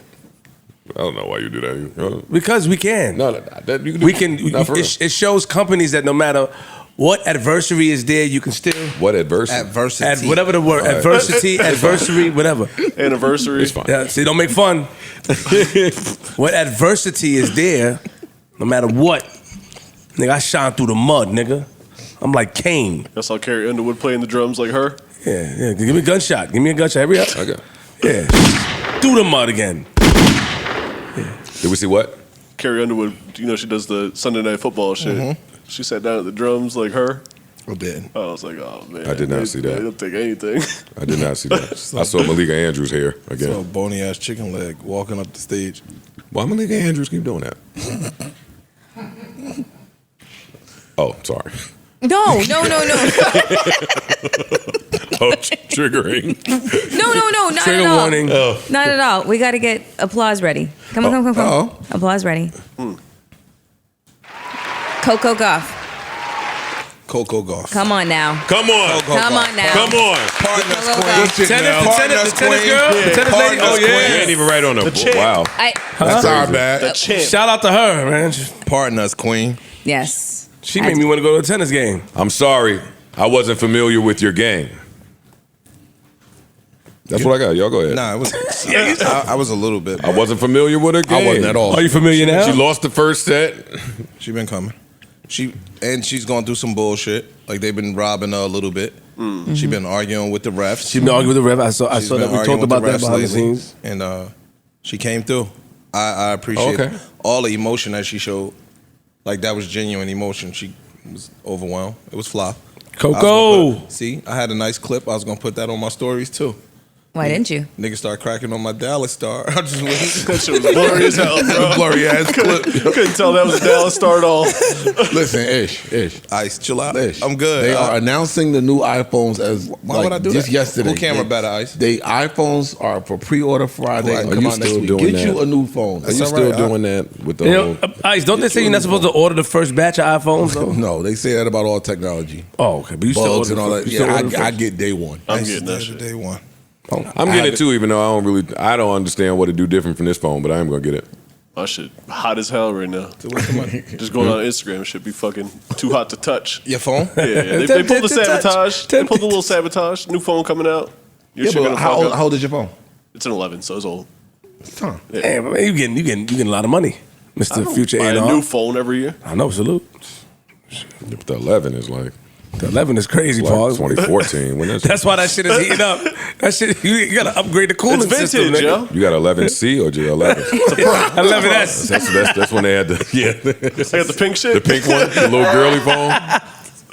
with the plastic back. No. And is there anything else of note that we need to know about from the Apple conference? Again, like I say all They the said time. new headphones is coming out in different colors, new watches. Like I was telling y'all before, if you you would benefit from an upgrade. Oh yeah, I'm upgrading. You don't have to upgrade your phones every year because I see every year it's the same talk. It's the same phone as last year, just minimal improvements. Well, yes, because it's really meant for the people who didn't upgrade last year or the year before last. Like your phone is meant to last you 3-4 years. True, I get it. So when he gets a new phone, it's going to be night and day for him. Me getting a new phone, I'm going to be used to a lot of this shit. It's going to be damn near the same thing. They added a new button. They finally put USB-C into these phones, which me and Parks have been waiting for. What does that mean? The cord. Now it uses I know that it's All the new core, what chargers. does it mean? charger. All new chargers, What does but that mean? they're more So universal. the charger is more universal, This is like radios, speakers, a bunch of products that are not eye-based. They all use USB-C. Whereas the eye shit used to only use y'all little Apple cord. Yeah. You Thank know what I'm you. saying? Thank you. And it's a faster charge, faster data transfer. It's Is just yes, much I didn't know faster, that. much better. It's literally it's been a much better cord for the longest. They just been running from it because they were selling their own cord. And they're selling it separately, or they're giving it with this iPhone? No, this is coming with the power Sure, cord. It comes in a last box. time they sold it separately, No, they charges didn't. and stuff. They charge the box separately. They Right? charge the little block Yeah. separate. Same This is shit. the cord. No, it's not the same shit. The cord that comes in the box is what we're talking about. Hold on. Sound like you got a good sleep. Nah, it sound like Ice Spice. Don't play with him about that. Don't play with him. No, it's not the same chord. Invisalign. They do two totally different things. Invisalign got you acting different. I feel it. Whole different eyes freeze. You look good. That's one of the problems. I ain't get a good night's sleep. Not getting me. Somebody knock that Invisalign right out his little shit. Oh man, yo. Hey, can I go to invite me to the Speakeasy? I want to talk to you about that too. Oh, yeah, you on that list too. No, You on that list too. I'm outside, it's different outside with me. You know that. You be I don't know that. You play with the narrative with these people like I'm just some type of You ordered hooligan. nuggets with me 2 times, and that was our last outing. No, we had a great time. We went out to eat. We had great conversation. I'm calm. I'm not. You and Mel can't come with us. Where'd y'all go? Who? Yeah. How can we not get into that, man? Because you don't invite nobody to know where you go with you and Becky and them. You don't invite us with them. Yeah, or Miranda. where you be at Sex with in the your, City and the Sex Y'all Girls. motherfuckers Who you always posted with? make fun. My accountability partner. Yeah. Oh my God. You in Central Park. Happy. You make me feel. Did y'all see Mel? That Mel has an accountability partner. What does that mean? Yeah. She's my workout partner. That's not what you said. When your accountability buddy, that's what you call your workout partner. Somebody who keeps you accountable in the gym. I know you wouldn't know anything about that. Wow. I'm sorry. It's easy to see when you look at Mel. If you look closely, Mel will go back down. Hey. Okay. Oh shit! Hold on, wait, stop. He's gonna get you back, and when he gets you I'm back, sure he I'll is. have to let it go. I'm sure he is. That was a crazy one. He's gonna get He gonna me. get you He's back. gonna get me. But your accountability buddy in the And gym. depending on how hard I get her, she might do that fucking thing she do. Hold on. Start crying and get up and run out. Daisy. Yo, you're stupid, A dog. little emotional support dog that she's abusing by putting on a pink on. tutu Oh, because my it's the dog's birthday. It is It's adorable. the dog's right? birthday, and she It's got not some his stupid birthday. pink outfit on the dog. Women don't need pets. Why is that a bad thing? That's not abuse, It's though, not a bad Joe. thing. How do you know? It's not a bad thing. How do you know? Because obviously it was sanctioned by PETA. What? Okay. PETA would have stopped it, no? Listen, it was PETA stopped anything with animal abuse. No, they don't. It was pouring rain out this weekend. Oh, she was She gonna do has that. a raincoat. We went outside. She was able to do her business. So sometimes the clothes come in handy. And it's her birthday. She's wearing a tutu. It's appropriate. She looks crazy. It's fine, dog. I only have to listen to this stuff from my girl. Your girl got a dog? Yeah. My girl got 2. I'm just saying, when what'd you do when your girl just started talking about some shit you give a fuck? Just act like you What's it listening? feel like? No. You just- Nah, because my girl, she know now. She know when I she's ain't gonna listening. ask you trigger questions? She know when I ain't listening. That's when it now. gets bad. Yeah, That's when it Start gets asking bad. details. It's scary. Yeah. My girl know because I start trailing off. So I'm like, word. Yeah. Like, yo, you. That What did I just say? The short answer, the faces. Then I do a face, stupid ass FaceTime. It'll catch you when you're looking at some other shit. She be going, hey, yeah, ain't this girl at work? I'm scrolling. Because your eyes do it. Yeah, my it does eyes is something. looking at Yeah, something else. funny, That's yeah. foul. You looking at women. That's funny. While your partner is fucking. That's foul. Y'all need to stop. Y'all need to stop that. So you. That is What? him? Because they come out with a new girl every day on the algorithm. Oh shit, where you They come do. from? Oh shit, Newark. That You was alive all this time? that explore page, you be like, what? I gotta take a trip to Tyrese and Denmark. his wife. Because we love talking about things off mic and then never bringing them up on the mic. No, Mel had it. She had prepared. I know you always have it off the mic, but here we go. Tyrese and his wife. Well, no, Tyrese was here talking about everything. Shout out to Tyrese. Yeah, shout out to Tyrese. That was a great episode. But That's not out yet. that's not out yet. That's not out. So we got to preface this. Okay. Let's wait. So he is in the blogs right now because him and DJ Envy are going back and forth on the fact he was counseling. Did he say that on the couch? He was counseling DJ Envy and his wife? Yes, no. Okay. Yep. Well, they are basically saying that they stopped the counseling sessions because he started to shoot at DJ Envy's wife. Ooh. Shoot that to what- my flirt or shoot? You heard me. And they're saying. That was my newscaster voice. Get at her. Got it. Flirt. Got Yes. it. There we go. Okay. There we go. So she's talking. Know what his expectations were of me. Your volume up. And, you know, at that time, I didn't feel as though he was going through any mental issues. I didn't feel as though he was facing any mental challenges at that time. I know that he does go through things. And I know that he has been on medication, but at that time I felt as though he was very clear-minded and everything seemed cool. But when I started to feel uncomfortable and you started to feel uncomfortable, we took a step back. But what lines were crossed? And People then- would be like, well, what lines did he cross? You know, I don't really feel comfortable being specific because at the same time, I still do have a respect for him. I know that you still do have a respect for him. I would feel more comfortable just being general and saying that, you know, there was flirting and inappropriate, and let me know what his expectations were. And I know that he has been on medication. We got it. At that Okay, yeah, got it. I think we get the gist of that. Now what? We can't understand these faces you're making, Mel. You have to say something. He was just here, your homie. He, I mean, well, we Ty. didn't. He invited you to be Can you play believe- Selma. Would Ty do that though? He Such a fucking asshole. asked you to play Selma. It wasn't Selma. Selma is the fucking city. I can't wait till the episode. Yo, I need that to drop. She said, "You remember by the bathroom when you asked me to play the opposite of you?" That nigga said, Read some huh? lines. Yo, that nigga Tommy said, "Huh?" I said, "What?" He said, "I'm an ill nigga." Yeah, you are, you stupid nigga. You gotta. How will use him? Yes, Okay. Coretta. Yeah. Anyways, shut You the look fuck nothing up. like Coretta. Who You don't look like cares? a- okay, sorry. Who cares? Did It you was recognize that to be what it was? what that he was shooting at me.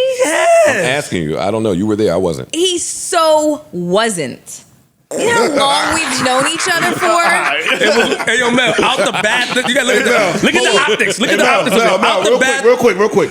1, 2. Don't put me in it. I'm not dogpiling on that. No, it's not dogpiling. But you got 4 men who have. You gotta look at the scene. Shot at you wasn't at women the in the table. The nigga came and sat down. Yo, I gotta. Nigga, you was coming out And the you bathroom. wasn't fucking Coretta. Let me Google Coretta real quick again. Let me just make sure. If I told you who came through for the auditions for Coretta, you would all be like, y'all mute the fuck up. That's what would happen. Yo, you know what's funny about Mel though? Not too much on Mel. Yeah, because we're not dogpiling. I sat here for a month and listened to you kick a nigga back in for buying a drink for you and your friends. You kicked the niggas back in for like complimenting Nah, y'all. she might- Well, hold up. Or shit like that. Hold up.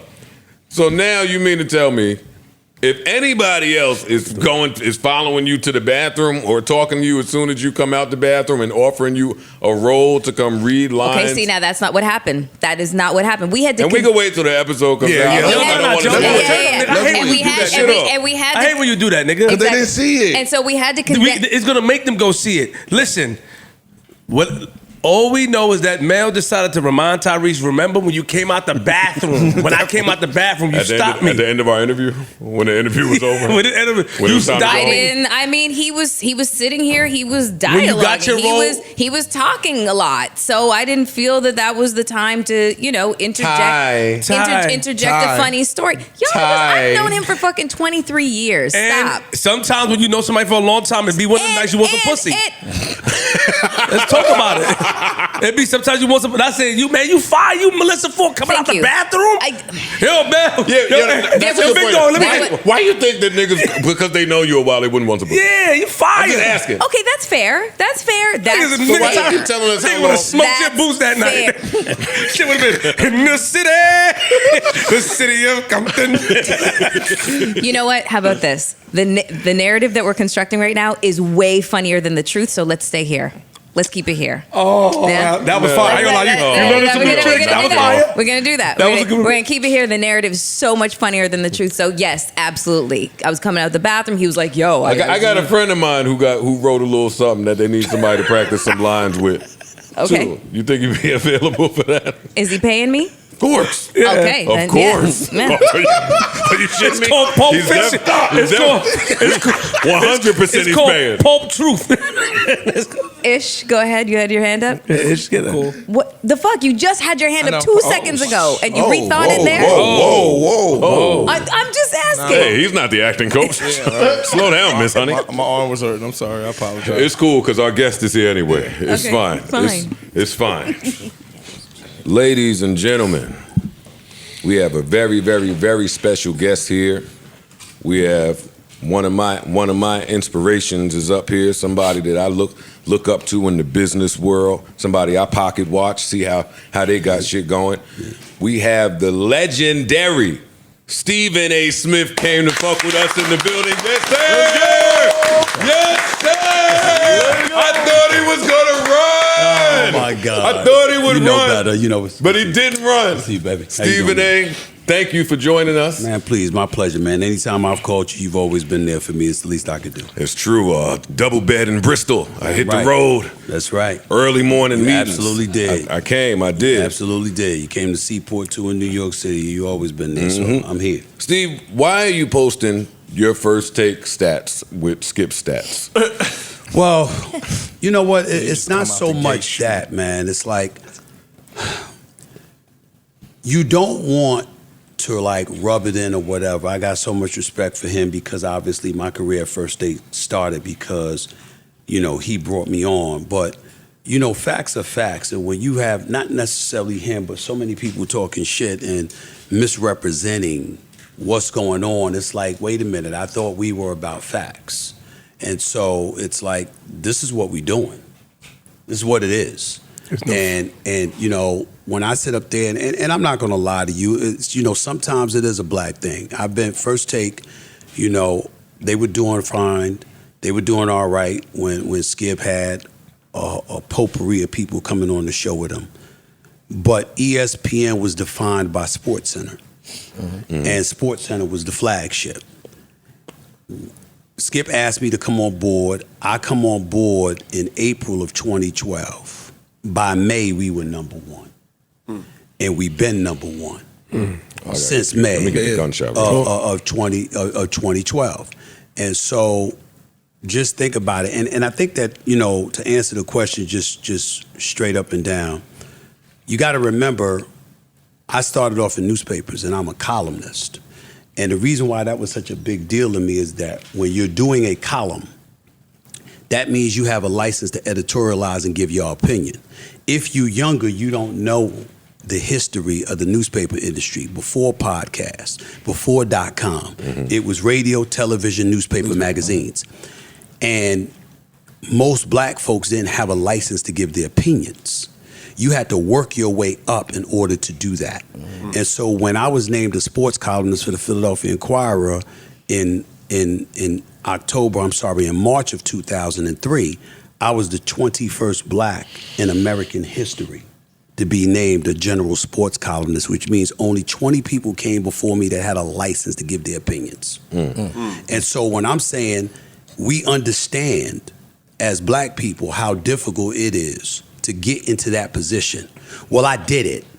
And then not only did I did it, we transitioned to television, and then I'm number one there. And not only was I number one, I've been number one for damn near 12 years. And y'all acting like I'm just running my mouth. And I'm not talking about y'all. I'm just talking about people in the industry, trolls, whatever. And I'm like, nah, it ain't going down like that. That's not what happened. If you remember, I made news about a year and a half ago. ESPN made these layoffs. And it was this white dude from Sports Illustrated that was like, why they fired all of these people, but they kept Stephen A. And I was like, yo, I make money for the company.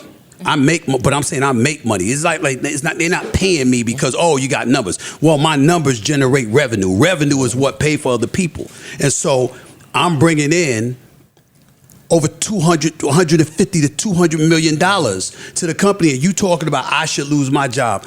I literally, everything in my power stopped. I mean, I remember I was on First Take one day, and I almost said the word motherfucker.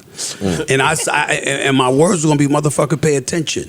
You in this business, and see what pisses me off is that man had access to this business. He's in the business. He knew the numbers. He knew the facts, but he wouldn't tell.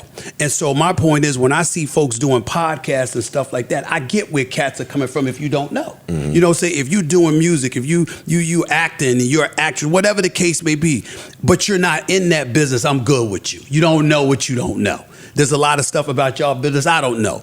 But in this business, I do know. And I knew that writer knew that. And I knew that some of the critics knew that. So I'm like, Why the hell ain't y'all saying so? So guess what?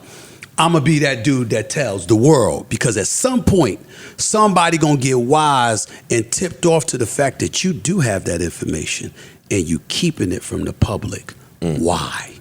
And that's why you hear me and you see me posting the stats or whatever. I've been number one. You're not. By a You're not landslide playing. for 12 years and counting. This is what we've done. Now, I could fall off the cliff tomorrow, but you can't take away what I did for the last 12 years. Nope. That's a fact. Indeed. That's a fact. I agree.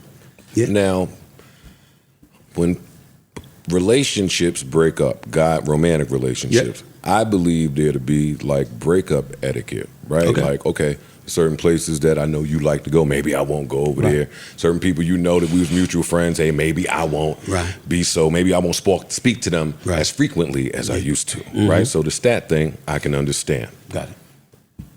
But the second that Shannon became available, and I like that you did this, by the way. I like that you, I make no qualm, I would like him over here. I like that for the business. But for the Skip stuff, I was like, oh, no, that's a jab. That hurts. You're going to go after the co-host so soon. You didn't care. I didn't look at it that way. Got it. I would have looked at it that way if Shannon left of his own volition. I'm telling you he didn't. I'm telling you he was pushed out. That's the first time I've ever heard that. Well, I'm telling you, and it's fact. Now, they could deny it. He wouldn't. I can promise you that. He was pushed out. He didn't want to leave. He was notified that your services would no longer be needed. But again, that's his story to tell. Course. But I'm telling you what I know. I'm giving you facts. And so when I saw that, it wasn't just that I know the brother's talented. It wasn't just that I know he's a 3-time Super Bowl champion and an NFL Hall of Famer. It wasn't just that I knew that he had been doing television the last 6 years. I saw me from the standpoint of I was let go in 2009 and left for dead. And they were writing my epitaph, and they were like, Stephen A's career's over. He blew it. He had the opportunity of a lifetime. He effed it up and blah, blah, blah.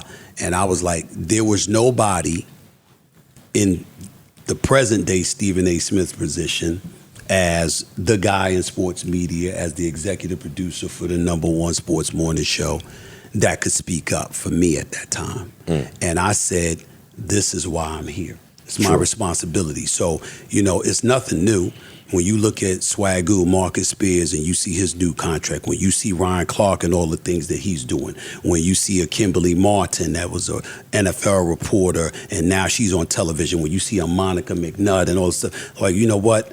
I'm at a point in time where if I don't want you on First Take, you ain't coming on First Take. That's it. And if I don't want you on First Take and you ain't coming on First Take, the likelihood is that you're going to have a problem getting on television, because that's the #1 morning show. And if Stephen A. ain't feeling you for that show, why should we feel you for X, Y, and Z show? It's just a chain reaction. It's not that I have any sway over those other shows, but it's just a natural chain reaction.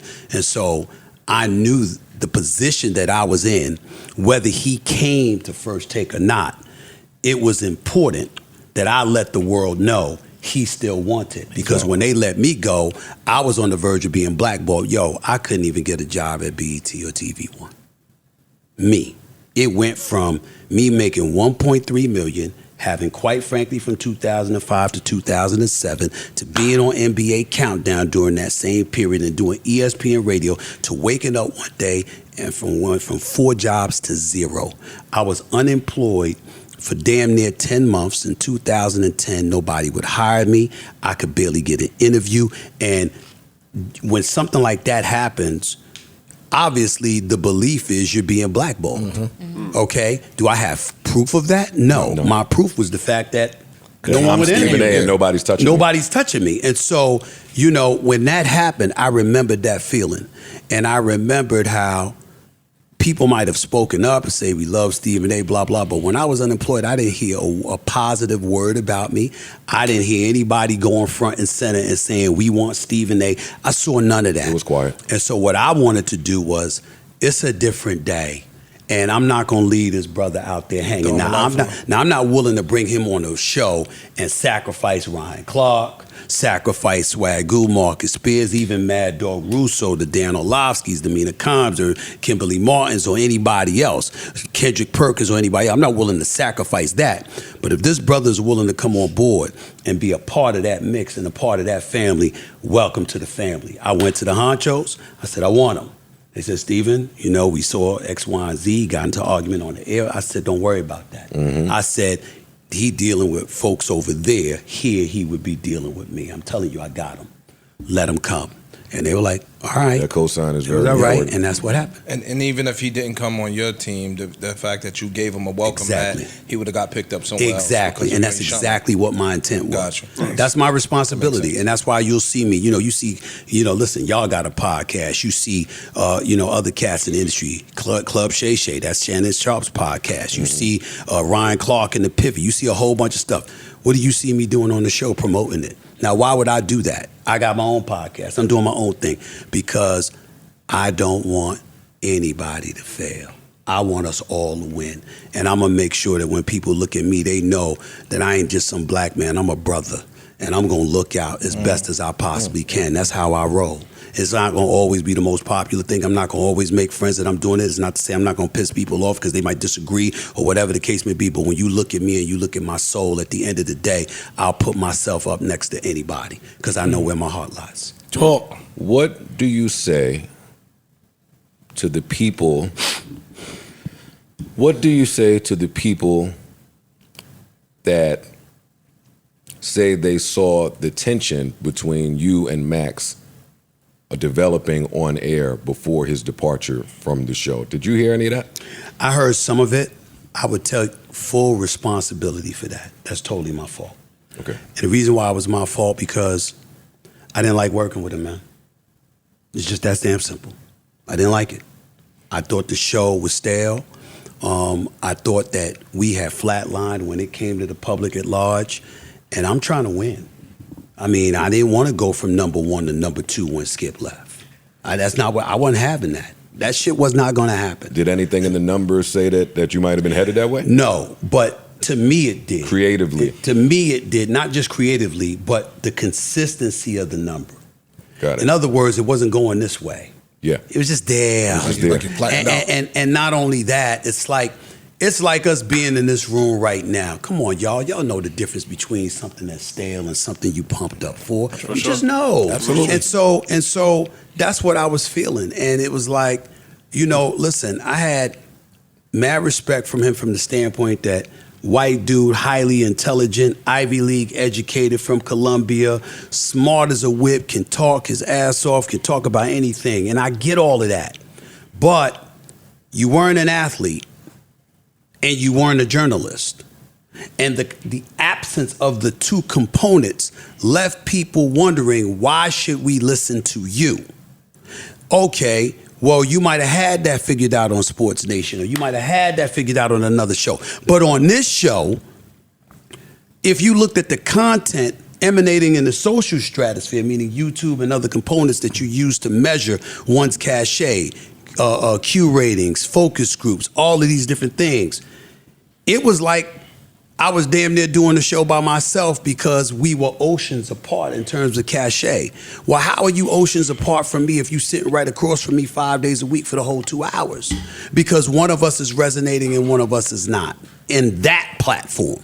And so for me, I was like, look, this is what it is. And we had a number of conversations, one-on-one, many, many times. I know this audience. I know what they're looking for. I know what they need, et cetera, et cetera. At some point, you're going to do what you need to do or you don't. And if you don't do what you need to do, I'm going to get somebody who will. That's me, and I made no qualms about it. Now, I didn't have the authority to let him go. But you have coffee with the person that. How about that? I mean? How about that? And so what I did was I've been very honest and very consistent about it. There's nothing personal. We weren't enemies or anything. To be real, we ain't spoke since. Other than hi and bye, or if I had to go on the show when they were doing the morning show, I would get interviewed. But There's been no conversations since, and that's fine with me. That's no problem, because it wasn't like we were boys or anything like that. But at the end of the day, it was all business to me, and it was about, look, man, I'm trying to win, and I don't believe I can win with you. That doesn't mean it's your fault. It means we don't work. So when I went upstairs to management, my exact words were, look, if he's that important to you, give him first take. I'll leave. Stephen A. Stephen A. I'm telling you what I said. I'm only giving you what I said. Old school trick. I'm only giving you what I said. God, he went in that office hot. 2 hours later, I got the call. We making a change. Yeah, you just said fire him. Huh? No, he said He didn't say fire He him. said redistribute. See, we got to learn the corporate way to say some of that shit. No. But it wasn't a It's firing called because remember, redistributing. well, what happened was He got his own show. ultimately you had the radio show and you had your own afternoon show. See, where I'll push back on anybody who talked about the career or the firing, I'll go back to me in 2009. Stephen A., your services were no longer. We're not renewing your deal. You're not renewing your deal. It is not a unilateral decision. And just like that, the next month when my contract expired, first of all, they let me know in April. My last day was May 9th of 2009. My contract was up June 30th. They didn't even let me work through the finals. Yeah. We will not be needing your services any longer. And I was unemployed. So you got to understand that I'm not going to embrace it the way y'all might or other people might from the standpoint of losing your job. Oh, I'm getting reassigned and I'm going from first take to getting my own show in the afternoon and a morning show and my money's not compromised. Right. I lost my job. He didn't get fired. Yeah, he didn't get fired. I could have easily been. Listen, if I didn't have any money saved, I would have literally been on the unemployment line. Do you understand that? I would have been on the unemployment line. And that was before this era of podcasts and independent journalism where you can kind of flip shit. There you go. So that's what happened. Yeah. And so when people talk about, well, damn, this is what happened, I'm like, y'all don't know shit. Let me show you what fired is. Let me show you what that's like. That's true. You understand? You ain't put me in another position where I didn't lose. And by the way, I knew and I was assured that exactly what happened for him was going to happen when the move was made. Because I'm here to tell you, despite the way I felt we were struggling in terms of sizzle, pizzazz, etc., I would not have insisted on that if I knew it would have left him unemployed. I would not have done that. Because you've been there before. That's right. Were there any rumblings before all of the layoffs were reported? Were there rumblings? Are you talking about recent, recent ones? Were there any rumblings in the company that was to come, or was this just a shock to the people? It was to come, which is what it pissed me off about with my colleagues. First of all, we knew it was coming the moment that Bob Iger returned as the head and CEO of Walt Disney, and a few weeks later, it was announced that 7,000 layoffs was coming. Yes. You can't work. You got to be a new fool, a new kind of fool, to not know that ESPN is going to suffer some cuts when its parent company announces that 7,000 cuts are coming to make up for $5.5 billion. COVID hits, parks close, movie theaters close. ESPN, no live sporting events. We took a tremendous loss. I gave back 15% of my salary. 50% of my salary. Okay? Because they come to you asking you, is that something you can do? You're not forced. It's voluntary. Wait, yeah. What? That's right. It's not forced. It's voluntarily. They came to me. I was the first one that said, yeah, here you go. Well, what's the alternative? Wait, who's coming to me to say that? Right now, if the boss? If you lost one of the bosses, you lost a Patreon deal, and you came to us and said, "Yo, shit is tight right now. Would y'all take or consider a pay cut?" Got it. Right. And I do it again. And I do it again because here's the reason why. I got it. Here's the reason why.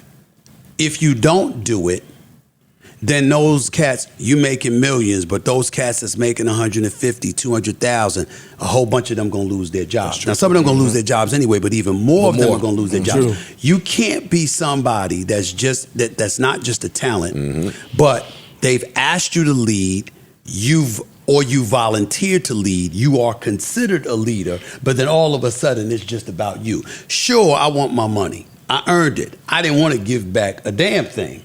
But looking at the landscape, I knew inevitably what they were going to ask me to do, and I didn't hesitate. There was no, I think about it, I get back to you, whatever. They said, Stephen A., this is something that, we're going to have to ask of our employees at some point. I said, take mine now. Here you go. It's all right. I'll be okay. And I did it. I'll be okay. I did. Nah, he knew he had a big payday. I did have a big time. I did have a big payday But coming. and also you hope that this is going to be remembered once we steady the ship. Well, and if you don't do it, let me tell you, my petty brain. Now, if you don't do it, the bosses will remember. Yeah, they're gonna remember. Hey, you ain't do nothing wrong. They're gonna remember. But we gonna remember that you didn't do this. Absolutely, but that wasn't on my mind. At that time, I had agreed to my new deal. Even though the reports ain't right, the bottom line is I'm getting paid. Ain't no question. Stephen A., a blind man, can see that you getting paid. Well, I'm not gonna lie to you. I'm not gonna lie to you. Let me tell you, you always been a classy, like well-dressed, well-put to like you. But when that new contract came, shit changed a little bit. A little bit. When you start coming in the morning, this is my shit. This is my show. This is my shit. Right. Excuse me, Molly. Pardon me. Hey, producer, no, I'm gonna get to this next point. I like to see that. It had to happen. Throw your fucking weight around up there, goddammit. It had to happen, bro, because we've just been through too much. I mean, all of us. You doing what you do. Y'all doing what y'all do. Me doing what we know what shit we've been through. And it's not about flexing, but it is about letting somebody know, this shit was earned, right? Because they ain't giving me anything. And so, as a result of that, you want to make sure it's understood, and you want to project to the audience out there. Don't look at anybody else. Come right to me. It's me. It's like, I don't care who it is. It's like this is my shit. And it's my shit until they say otherwise, because it's really theirs. But they left it up to me, and they've asked me to take over the platform, and I take that very, very seriously. But with that comes responsibilities. And when they tell you that we hemorrhaging dollars, and you see the times that we living in at the time, COVID and all of that stuff, and they're like, we're trying to prevent ourselves from laying off even more people, then you got to step up when your dollars are guaranteed and you don't have shit to worry about. It's like, okay, so all right, I'm not gonna make 9-10 million this year. Instead, it's gonna be 8 or 7. I think I'll be all right. Yeah. I think I'll be all right, and that's what I was. It can't be Latrell Sprewell. That's right. You can't. How about that? Yeah. How about that? When you were before this last contract of yours, with you being the man up there, was there ever really a threat of you leaving? Like, I come in here a lot when you was going through that and try to figure out how a man in your position can even utilize the leverage while you're there. Here's the hard part for me when it comes to that leverage that people speak to. There are a lot of conversations that your agent has, and your bosses have, and you don't have access to that conversation. I do. It's the executive VP, speed dial. It's the other executive VP, speed dial. The president, you go to the game and you watch the Jets and the Bills on Monday Night Football. Well, I was in the suite with him. The CEO of Walt Disney. The CEO of Walt Disney. Yo, Stephen A., I'm coming to town. You free for dinner? So when you've been able and fortunate enough to cultivate those conversations, sometimes that's a disadvantage for you, but it's better for the whole. Because what happens is that I can have a conversation with him about everybody that's under that umbrella, not necessarily as individual players, but looking at what's in the best interest of the corporation. Yeah, the business. Okay, the business. Boom. I think this will work for us. This will work for us. That will work for us. These are our ideas. You can't do that when everything's about you. Because if you're having those conversations and you're utilizing those personal moments to try to big up yourself, then it becomes about you. And if it becomes about you, then it's not in the best interest of the business. And if it's not in the best interest of the business, why would I want to talk to you? You got heat for that. I saw you say, it was on your podcast, you said, or somebody's podcast, when I go to work, my objective is to think of how to make my boss money. Right. And you got heat for saying that, and I didn't understand that. Because there's some ignorant motherfuckers out there. They don't get it. They don't get the big picture. Here's what my complete sentence is in my book, Straight Shooter. I've said it on the air on many occasions. I've said it in speeches in a whole bit. The day my life changed, when my mother, God rest her soul, held me accountable for what happened when I got fired in 2009, and I had to look at myself, and I had to go about the business of trying to resurrect my career. Oh, so she held the mirror up. Oh, yes, that's right. No, she gave me the handheld mirror in the tray. Got it. And I was like, what is this for? She's like, I wonder, it's there for when you're ready to look at yourself. This is what you did. You got to be accountable for the shit you did, you know? And that's what she told me. She didn't curse, though, but that's what she said. And when I thought about everything that I had done wrong, I was egotistical, I was arrogant, I was selfish, but the biggest crime is I was stupid. I did not master my business. I thought I was the man because people screamed my name. I thought I was the man because you saw me on TV, or you saw me on the side of bus stops, or you saw me in commercials. My Q scores, what focus groups were saying about me, the revenue that I was generating for the company, what that materialized into. I had no knowledge of that.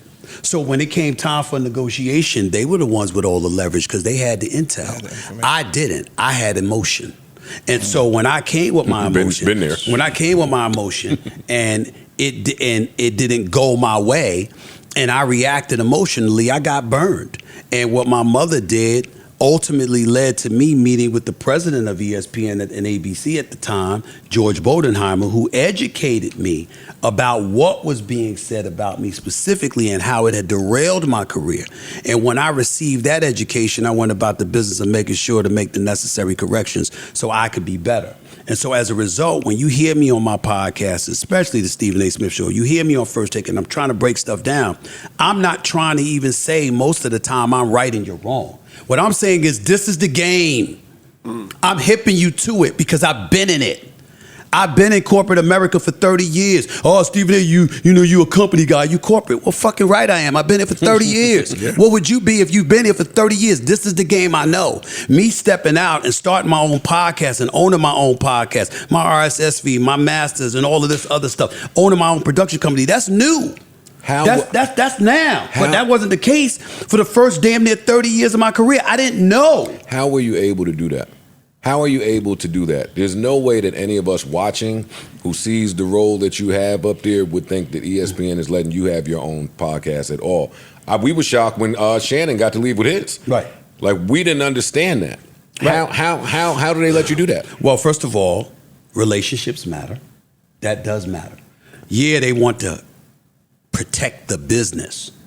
But at some point in time, they have to ask themselves, at what cost? Stephen A. in 2009 ain't Stephen A. now. And if you have to go up against me now, you're still the monolith, but some things can happen that you don't want to happen. If I go to the competition, what could that be like? What kind of detriment can that have on your bottom line? Not to mention that I've been entrenched there since 2003. So you talk about somebody that knows where the body lies and where the skeletons are, though, that it would be me. You know, so when you got all of that going on, not that I roll like that, but the point is, good joke to have. It's a good joke to have. So I'm just saying, you got to take all of those things into consideration, and then you have to take it into account. And I would always advise people of this: pay attention to precedent. Precedent's important. Like, give you a perfect example. We can talk about the modern day example right now.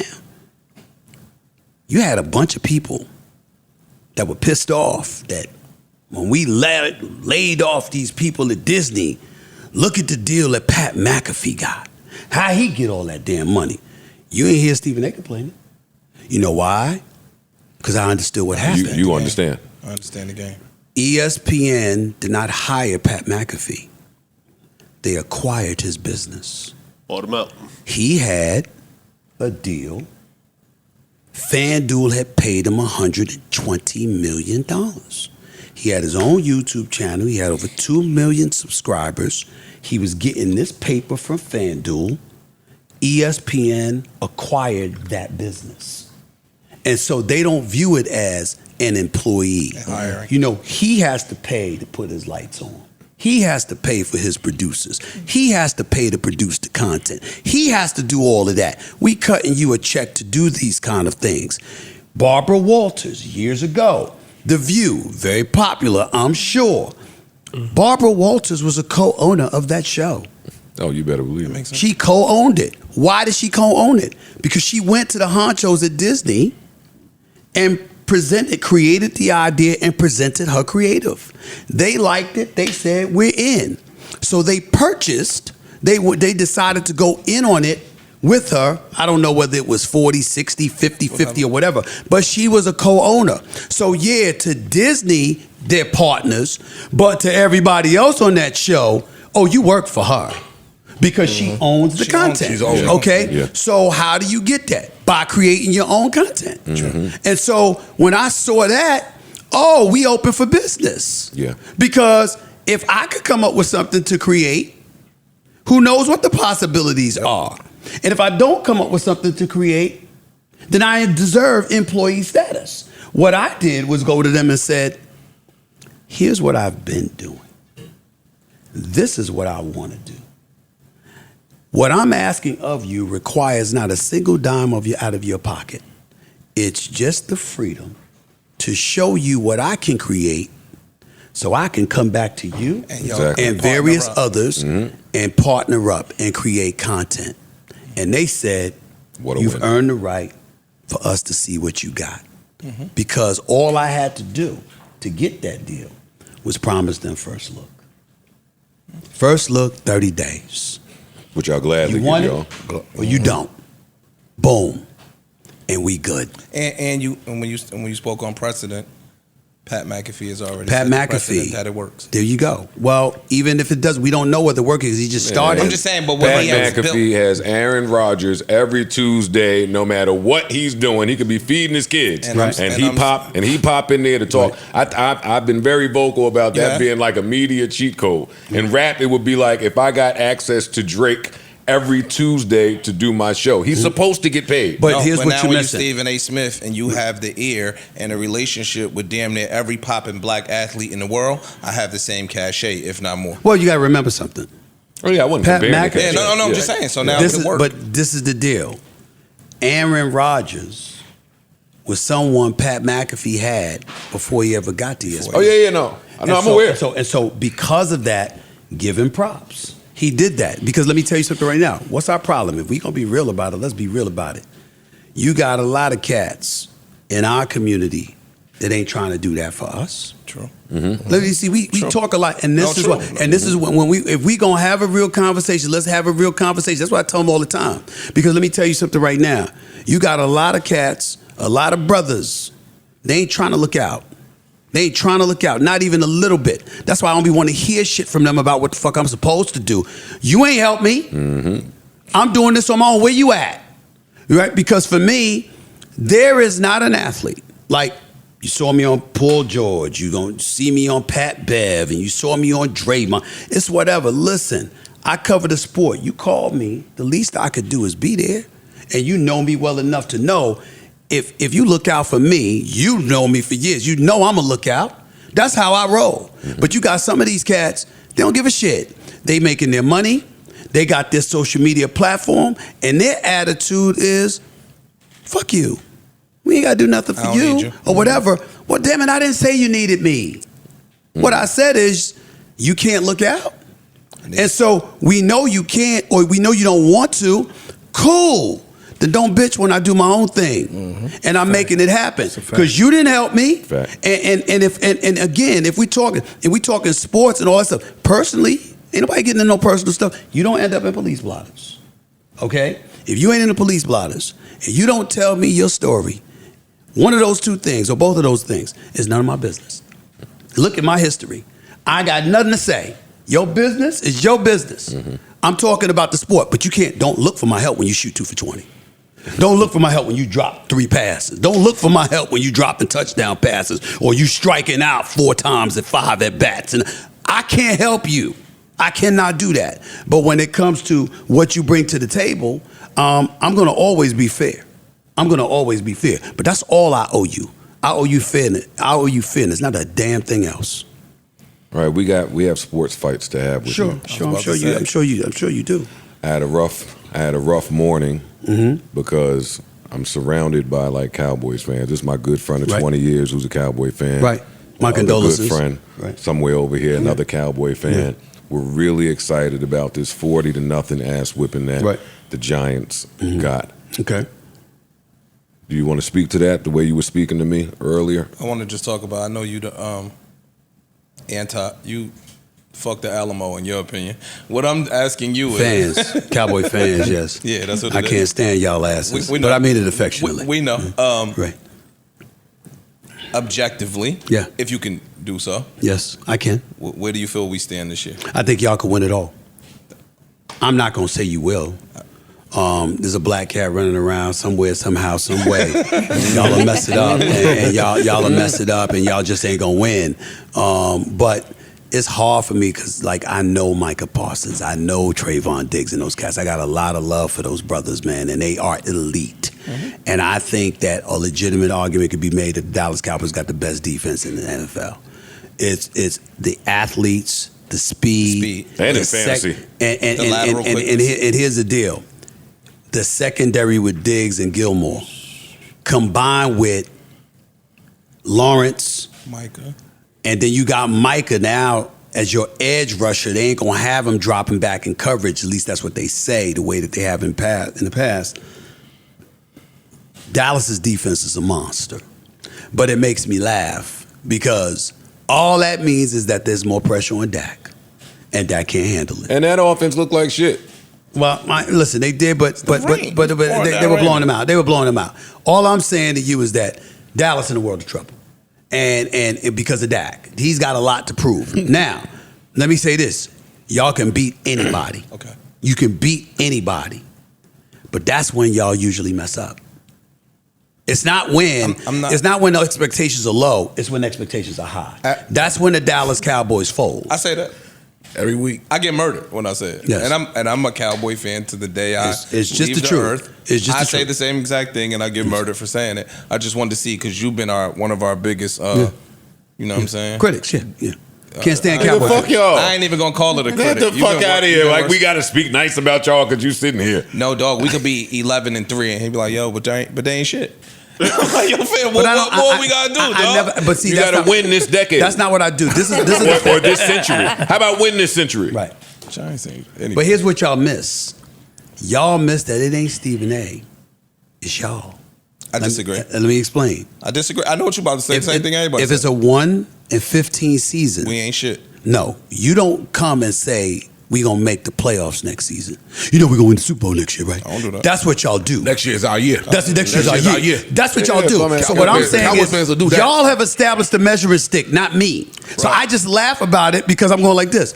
All I gotta do is keep reminding them when the season is over, you will not be champions. That's all I have to do. In May, motherfuckers be sending out Cowboy memes. I'm like, right. dog, it ain't even the season. Exactly. Pittsburgh fans, Giants fans, Redskin fans. Right. I'm like, yo, dog. Commanders. Yeah. Oh, pardon me. Not the Redskins. Pardon me. Commander, ain't But that some I'm like, yo, damn dog, y'all on Dallas dick. Wait, they're trying to change it back now. They need to. People were petitioning for them to change it back. Magic talked to me about that. Magic was talking about, we're going to have to do something about that at some point. He's right, because I told him, name is whack as hell. Terrible. The Commanders. I mean, go back to the Washington Generals. I like the football team. Go back to the Generals if you got to do it. Football team. Commanders. I like Washington football team too. I did. I called them the Commodores at least 3 times. The Commodores. I called the Commodores at least 3 times, man. Seriously. You are documented saying that the gentleman Noah, with his remarks about Team USA, that he's right. Well, I thought he was wrong initially, and then Boris Kodjoe, the actor, is a friend of mine, and he rolled up on me. He was like, yo, he said he got a point, Stephen A. Yeah, a third of the NBA is from 40 countries and 6 different continents, and you talk about 120 to 135 NBA players are from these places other than the United States of America. We get that. But international competition is when your country competes against another country. And if that is the definition of it. And he said, you don't call the Lakers world champions. You don't call the Yankees world champions. You call them, you're supposed to be calling them Major League Baseball champions. That's what you're supposed to be calling them. And I said, I get your point. I still don't feel that I'm wrong, but I really do understand. Because originally I thought the position was ignorant considering the multitude of international players that are in the league. But then when they were playing it when they were making it that way, it matters because it matters to those other countries. So they'll send their best. Listen. We don't. We don't. But if we did, what's the result? I think we would. But the flip side is, what does it say about us that we don't? It says that we make too much money. Yeah. We're over here building brands. We saw Paul George break his fucking leg in half like a Twix, and we don't want to risk that to go prove that we better than y'all. Okay, and when are these players supposed to have downtime and be with their kids or their families? Fair. Well, first of all, don't use that shit. Floyd's not going to fight 6 months out of the year. Stop that shit, Joe. Stop it. You're off 6 months out of the year. Most of the league is off 6 months out of the year. That's a fact. That's true. That's a fact. That's number one. But I don't think that's enough time for downtime. But it ain't really 6 months. When you it's start not really taking 6 I months. said most. Getting in Most of them shape. ain't No, winning. I'm just saying, but Most of getting them in winning. shit like that, they do charity shit throughout the season. I'm talking about the actual The real competition. actual. You can pace yourself, in terms of getting yourself prepared. That's true. But more importantly, when other countries send their best, and the level of patriotism that they have seems to be different than ours. Now, we can sit up there and say, okay, that shouldn't matter to us, and that's fine. But we got to admit that it don't matter to us. We can't act like it does. You see what I'm saying? Like it matters to them. You know why they send their best? It matters to them. You know why they send their best? Because they want to beat us. Well, wait a minute. Not just that, they want to go back no, they home wanna and win. be the They wanna man. Win, but Okay, let me ask you a question. Did For you us see to did you see the footage of Jokic when he won the championship? Yes. The NBA title? Yes. Yeah. Did you see him when he didn't did care. some He didn't shit care in nothing about Europe, that. wherever he Initially, was, he didn't and how he was partying when he won some horse race or whatever? You'd have thought that he won the championship there. That's true. Yeah. It's like that matters. Like he was completely blasé about the NBA championship. He didn't care. But over there, whatever it was that they were doing, I don't know what the hell it was. It wasn't crickets, I can tell you that. But I don't know what the hell it was. But he was ecstatic because it matters to them. True. And so what I'm saying is, if it matters to them, but it doesn't matter to us, why should we be recognized? When somebody makes the argument, because I agree with y'all for the most part, but when somebody makes the argument that it's just not that important to us, then why should we be considered world champions if it doesn't matter to us? That's what they were saying. It's semantical. Yeah, it sells more To money. us, though. It sells more Not money. not to them. That's true. And then we had an American calling us out for our lack of interest Participation. compared to, as it pertains to international competition, compared to other nations. That's true. We can't ignore that. That's true. He was right. All In his of those things are right, but it still he don't was make- right in his yeah. verbiage. Yeah. I don't care how many games Rudy Fernandez kicked up out there, Evan Fournier. Listen, I feel you, but now LeBron is coming. Y'all done made him Now mad. what? He done called his friends. Now they're right. coming out there. Hey, That's right. we'll check back. That's right. We'll check back with y'all shortly. And the NBA couldn't be happy. I think Kyrie signed up. You think? Are they happy about that? Ecstatic. Of course. Ecstatic. When you want to use the international stage to remind everybody who the hell you are. It's an advertisement. That is a walking It's free advertising. advertising. Because it's not good when Jaren Jackson and Jalen Brunson and all these brothers go over there and they lose. You don't even come home with a bronze in the FIBA World Cup. That's not good. Sure. When we're supposed to be the ones best. that are the originators and the protectors of the game of basketball. We ain't supposed to relent and give that shit to somebody else. It's like if the United States won the World Cup. People would start getting murdered in Europe. Yeah. I don't know if they would let us. They would let us You get win. what I'm saying though? Like it just Y'all see some wild stuff overseas. You see how wild they get. They do. About they don't their- play. They don't play They this sport. don't They play. don't play. And here's the They don't beauty of play. it. And I ask y'all a somewhat rhetorical question. It doesn't have to be about the basketball. Seeing these other countries and how they act, you think they could get away with load management over there? never. No, No way. not at all. Not Never. At Thank all. you. What is this rule that I read that the NBA is trying to pass that you can't sit two stars in the same game? Well, what it is that I don't know the specificity of it because I'm supposed to be talking about it because they haven't really finalized it. Yeah. But what happens is that you got cats, and let's be honest about this too. The person to blame for all of this ain't a brother. The person to blame is Greg Popovich. Greg Popovich is the one at fault, and I got mad respect for this man, 5-time champ. We know how great of a coach he is. But it started with him. It did. I'm going to tell you a story. So, the San Antonio Spurs have a game the night before in Orlando. It's a few years ago. I forgot which year it was. They finished the game in Orlando. The next night, they had a game in Miami. LeBron, D. Wade, all of them there. This is when he was there. Nationally televised, TNT. Greg Popovich showed up with the Spurs without Tim Duncan, without Tony Parker, Send him in the airport. and without Manu Ginobili.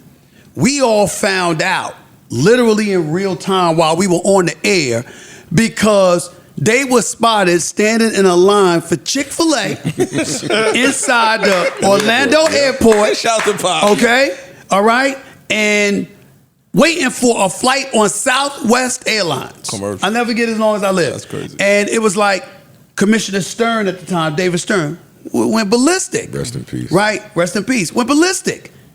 He was right. He's right. How you doing that? Because you're selling the product. How you doing that? Selling the So not only did they... You're selling the product. Both of them are... Listen, it just depends on the perspective. See, listen, I hate when geniuses have to be ridiculed, but we're going to talk about it. David Stern, I'm sure at the time, is not used to talking to no coach about what my business bottom line is. Sure. Right?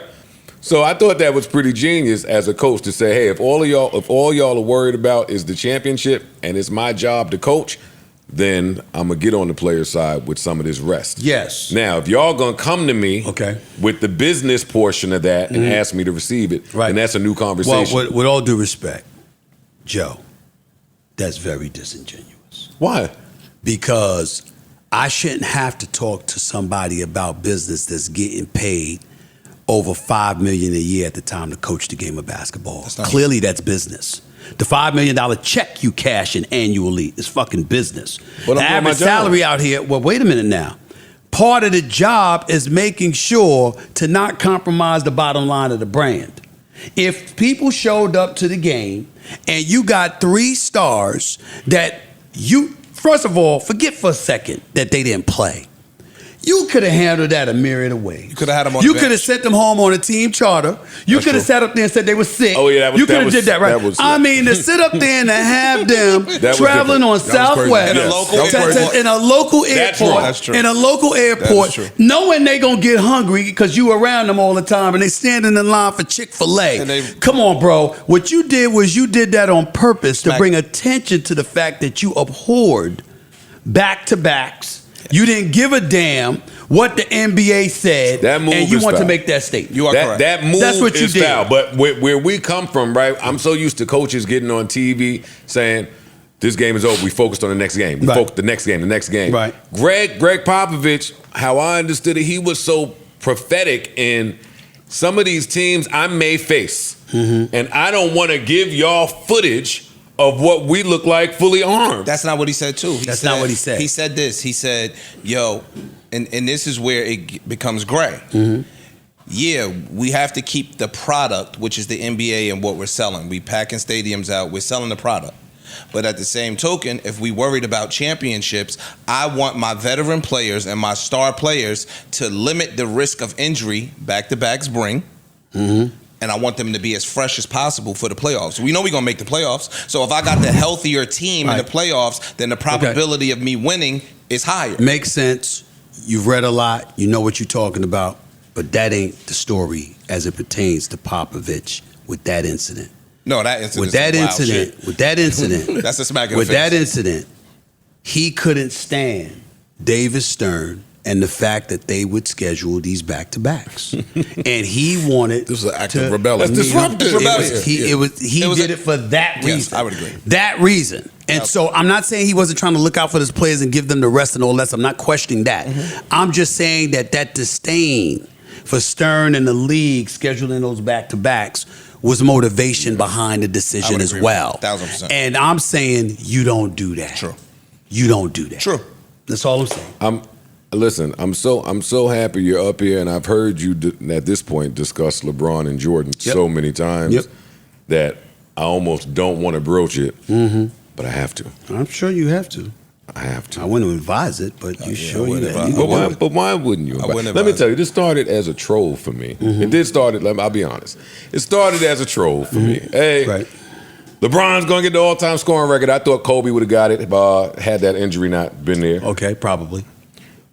He would have went for it. I can tell you that. Oh, for sure, right? That's who he was. So, but in my trolling, the Jordan fans just act like this conversation wasn't one to be had. So it enraged me a little. So now I just argue LeBron, and I think I got a pretty good argument. My issue with you is, because I don't have any issue with anybody that says Jordan is the best player in the world. I'm not stupid. My issue with you, because you're on television, I think you almost have to speak about the game as the game. I don't think you could get on TV and talk about the business of the NBA and how that ran neck and neck with Jordan's ascension. I don't think you could get on TV and talk about how David Stern's agenda at the time would mean Michael Jordan has to be the best player in the world for the NBA to grow. I never hear y'all talk about that part. I genuinely don't understand what the hell you just said. Yeah, me either. I disagree with you. I really don't. I'm completely lost at what you're saying. I disagree with you. I don't understand what you're saying. Who was supposed to be the face of the NBA if not Michael Jordan? When? You got to give me specific years. Okay. Let's talk about it. No, I'll give you specific year. Okay. Magic and Bird got bad backs. They went to the Dream Team practice and seen this nigga dunking all over the place. They knew it was over for them. That's 1992. Okay. Right? Yeah. So we're not handing it to them. Magic's back wasn't bad. Isaiah Thomas, Joe Dumars, the Pistons, all of that fighting and clothesline and shit. We're not passing the league to y'all. Okay. What were the other options marketing wise? Okay. There were no other options. No. But the reason there were no other options is because anybody that played in that era would tell you there could not possibly be another option because Michael Jordan was head and shoulders above them all. Yes. Now let's break this down. Magic Johnson comes in as a rookie, plays center, Game 6, NBA Finals against Caldwell Jones, Chocolate Thunder, Darryl Dawkins and the crew, drops 42. All right, 15, wins MVP. Kareem Abdul-Jabbar got hurt. I saw it on Winning Time. Remember Winning Time? They talk about have no fear. The Magic Man is here. That kind of joint. Whatever. Fine. They also talked about the NBA damn near going out of business in Winning Time before Magic got there. I'm getting ready to go all there because I didn't need Winning Time for all of this. All right. So here's the deal. So what happens is that it's on tape delay. It's violence. It's drug infested. You're a few years removed from Rudy Tomjanovich nearly dying because, Kermit Washington hit him with the punch, whatever. You got all of that going on, and it was considered a quote-unquote thuggish league that people didn't want to put on national television and invite into their living rooms. That's where Magic and Bird came in, and they went about the business of assisting Converse, ultimately Nike down the road, all of that stuff in terms of marketing the NBA product before it would ultimately be put on national television. No matter how great Bird was, and he was great, no matter how great Magic was, and he was great, let me throw a few names at you. Bird had McHale, Parrish, DJ, Ainge, Dennis Johnson, Gerald Henderson before that. All of these cats, right? Cedric Maxwell, let me not forget my brother Cornbread, who's still calling games for them, and the whole nine. So you had that team. They used to have their tussles with Philadelphia because everybody wanted Dr. J to win a title. It had evaded him until Moses Malone 454 came along, helped deliver that good, interrupt the proceedings in 1993, right? But remember, Dr. J was with the Sixers in 77 when they were up 2-0 on Bill Walton.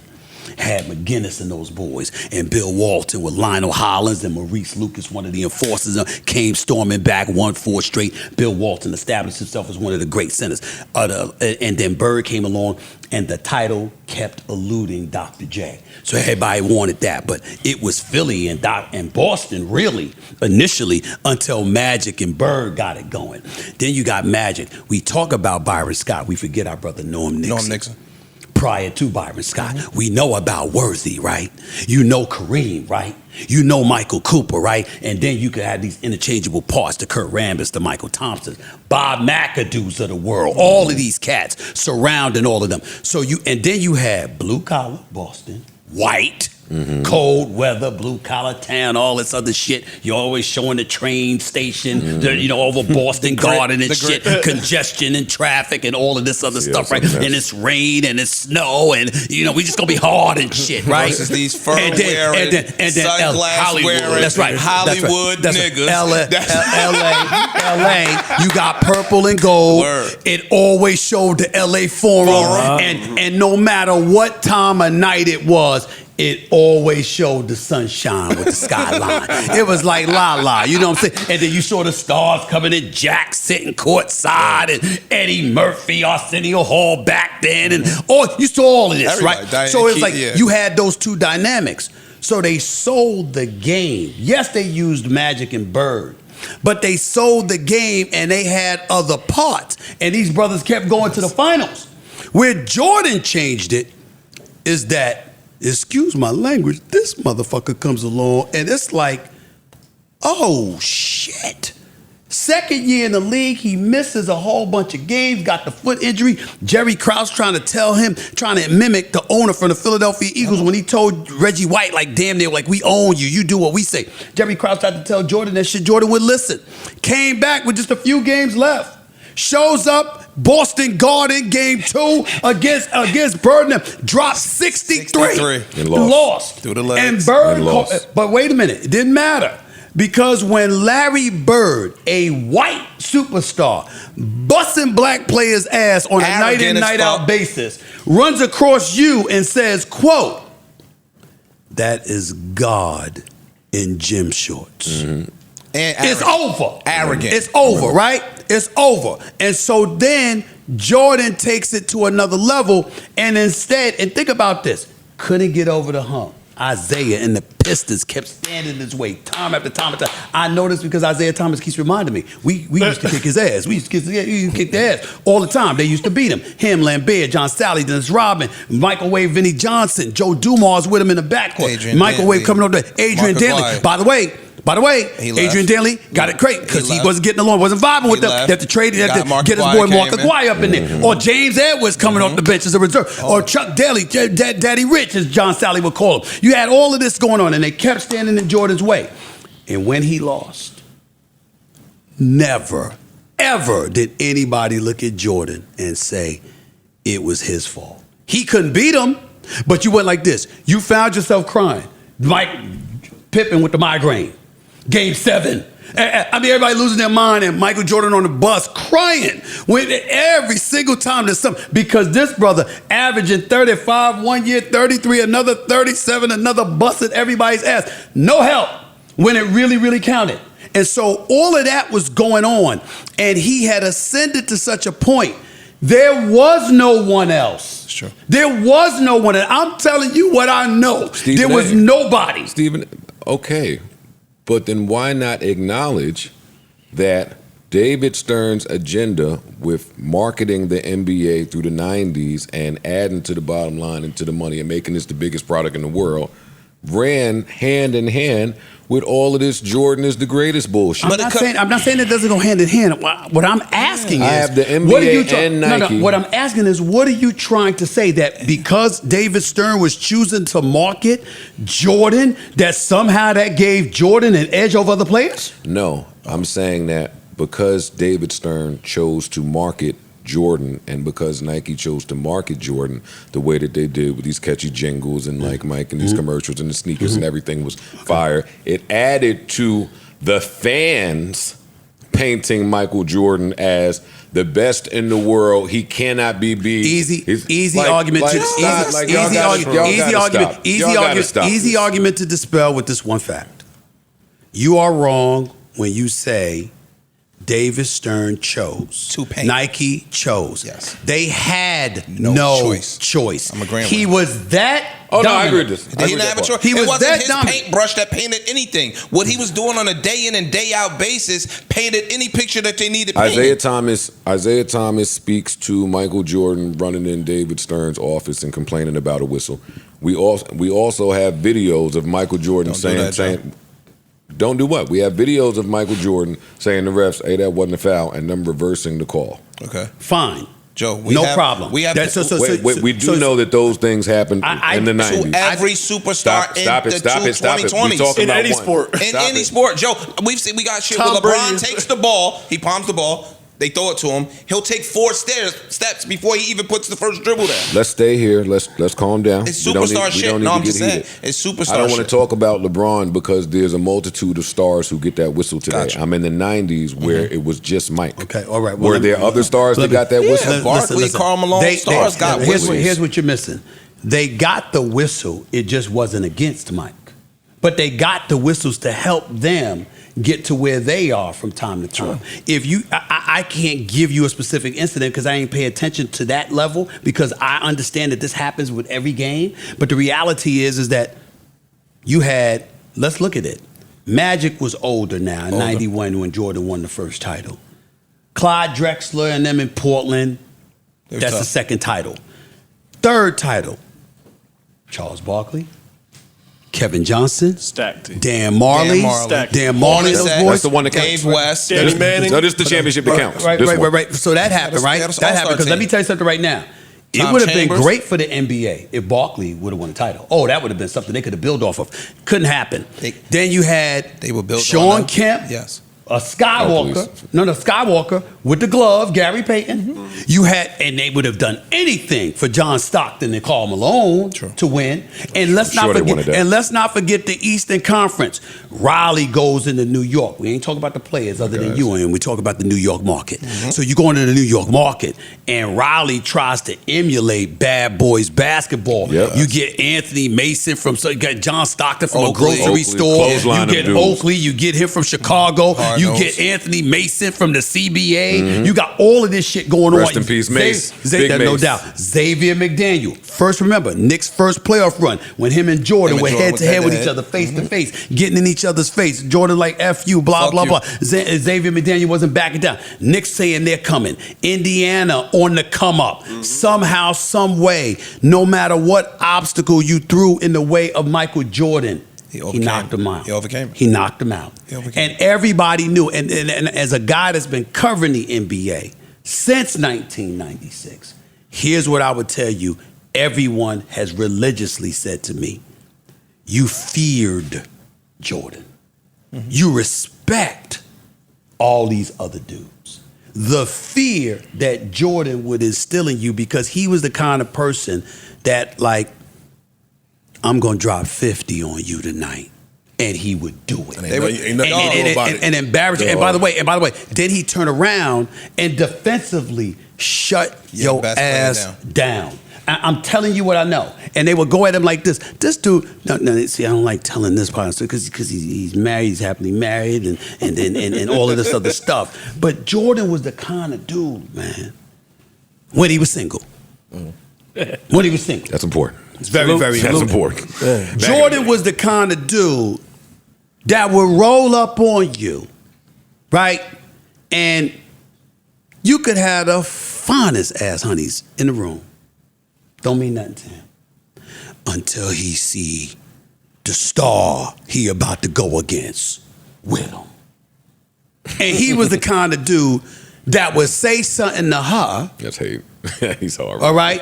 Just to have you 100% motivated to go at him, and then he would drop 50 on you. Now, see, these are the things we know. These are the things we know. Okay? And these are the things we know. I ain't saying nothing happened or anything like that. I don't know nothing. Ain't none of my business. But I'm telling you, he would do whatever it took to get the most out of you because he wanted you at your best. He wanted you at your best so he could annihilate you and completely demoralize you from ever thinking you could fuck with him again. And that's what they said. That is Michael Jordan. Some people would be up 10 in the fourth quarter.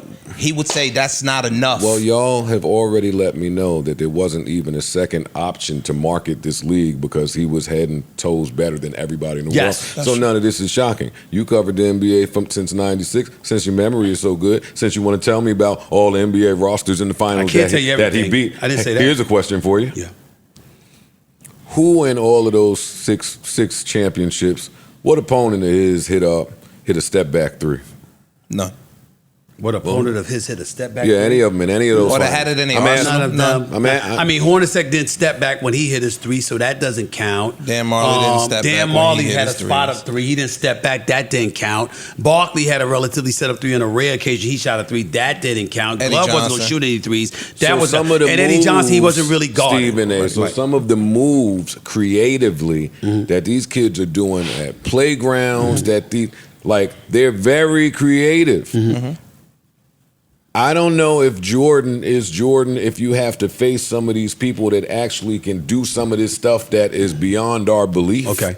Well, let me throw that We back. saw what happened when he faced the crossover from Allen Iverson. let me ask you a He question. damn near fell on his ass. We saw what happened when he went up against a white boy with some game, Rex Chapman, and Rex Chapman served him up. If Rex Chapman can serve up Mike, Hey, Joe, don't please. then what don't do ever I put- think Mike is going to Please do? never put Rex Chapman and Michael Jordan's name in the same I would sentence. never, but they played against each other. So? And I'm happy to explain. y'all would tell I'll let me you finish. y'all would tell me that Michael Jordan, who won all the Defensive Player of the Year awards, never got cooked.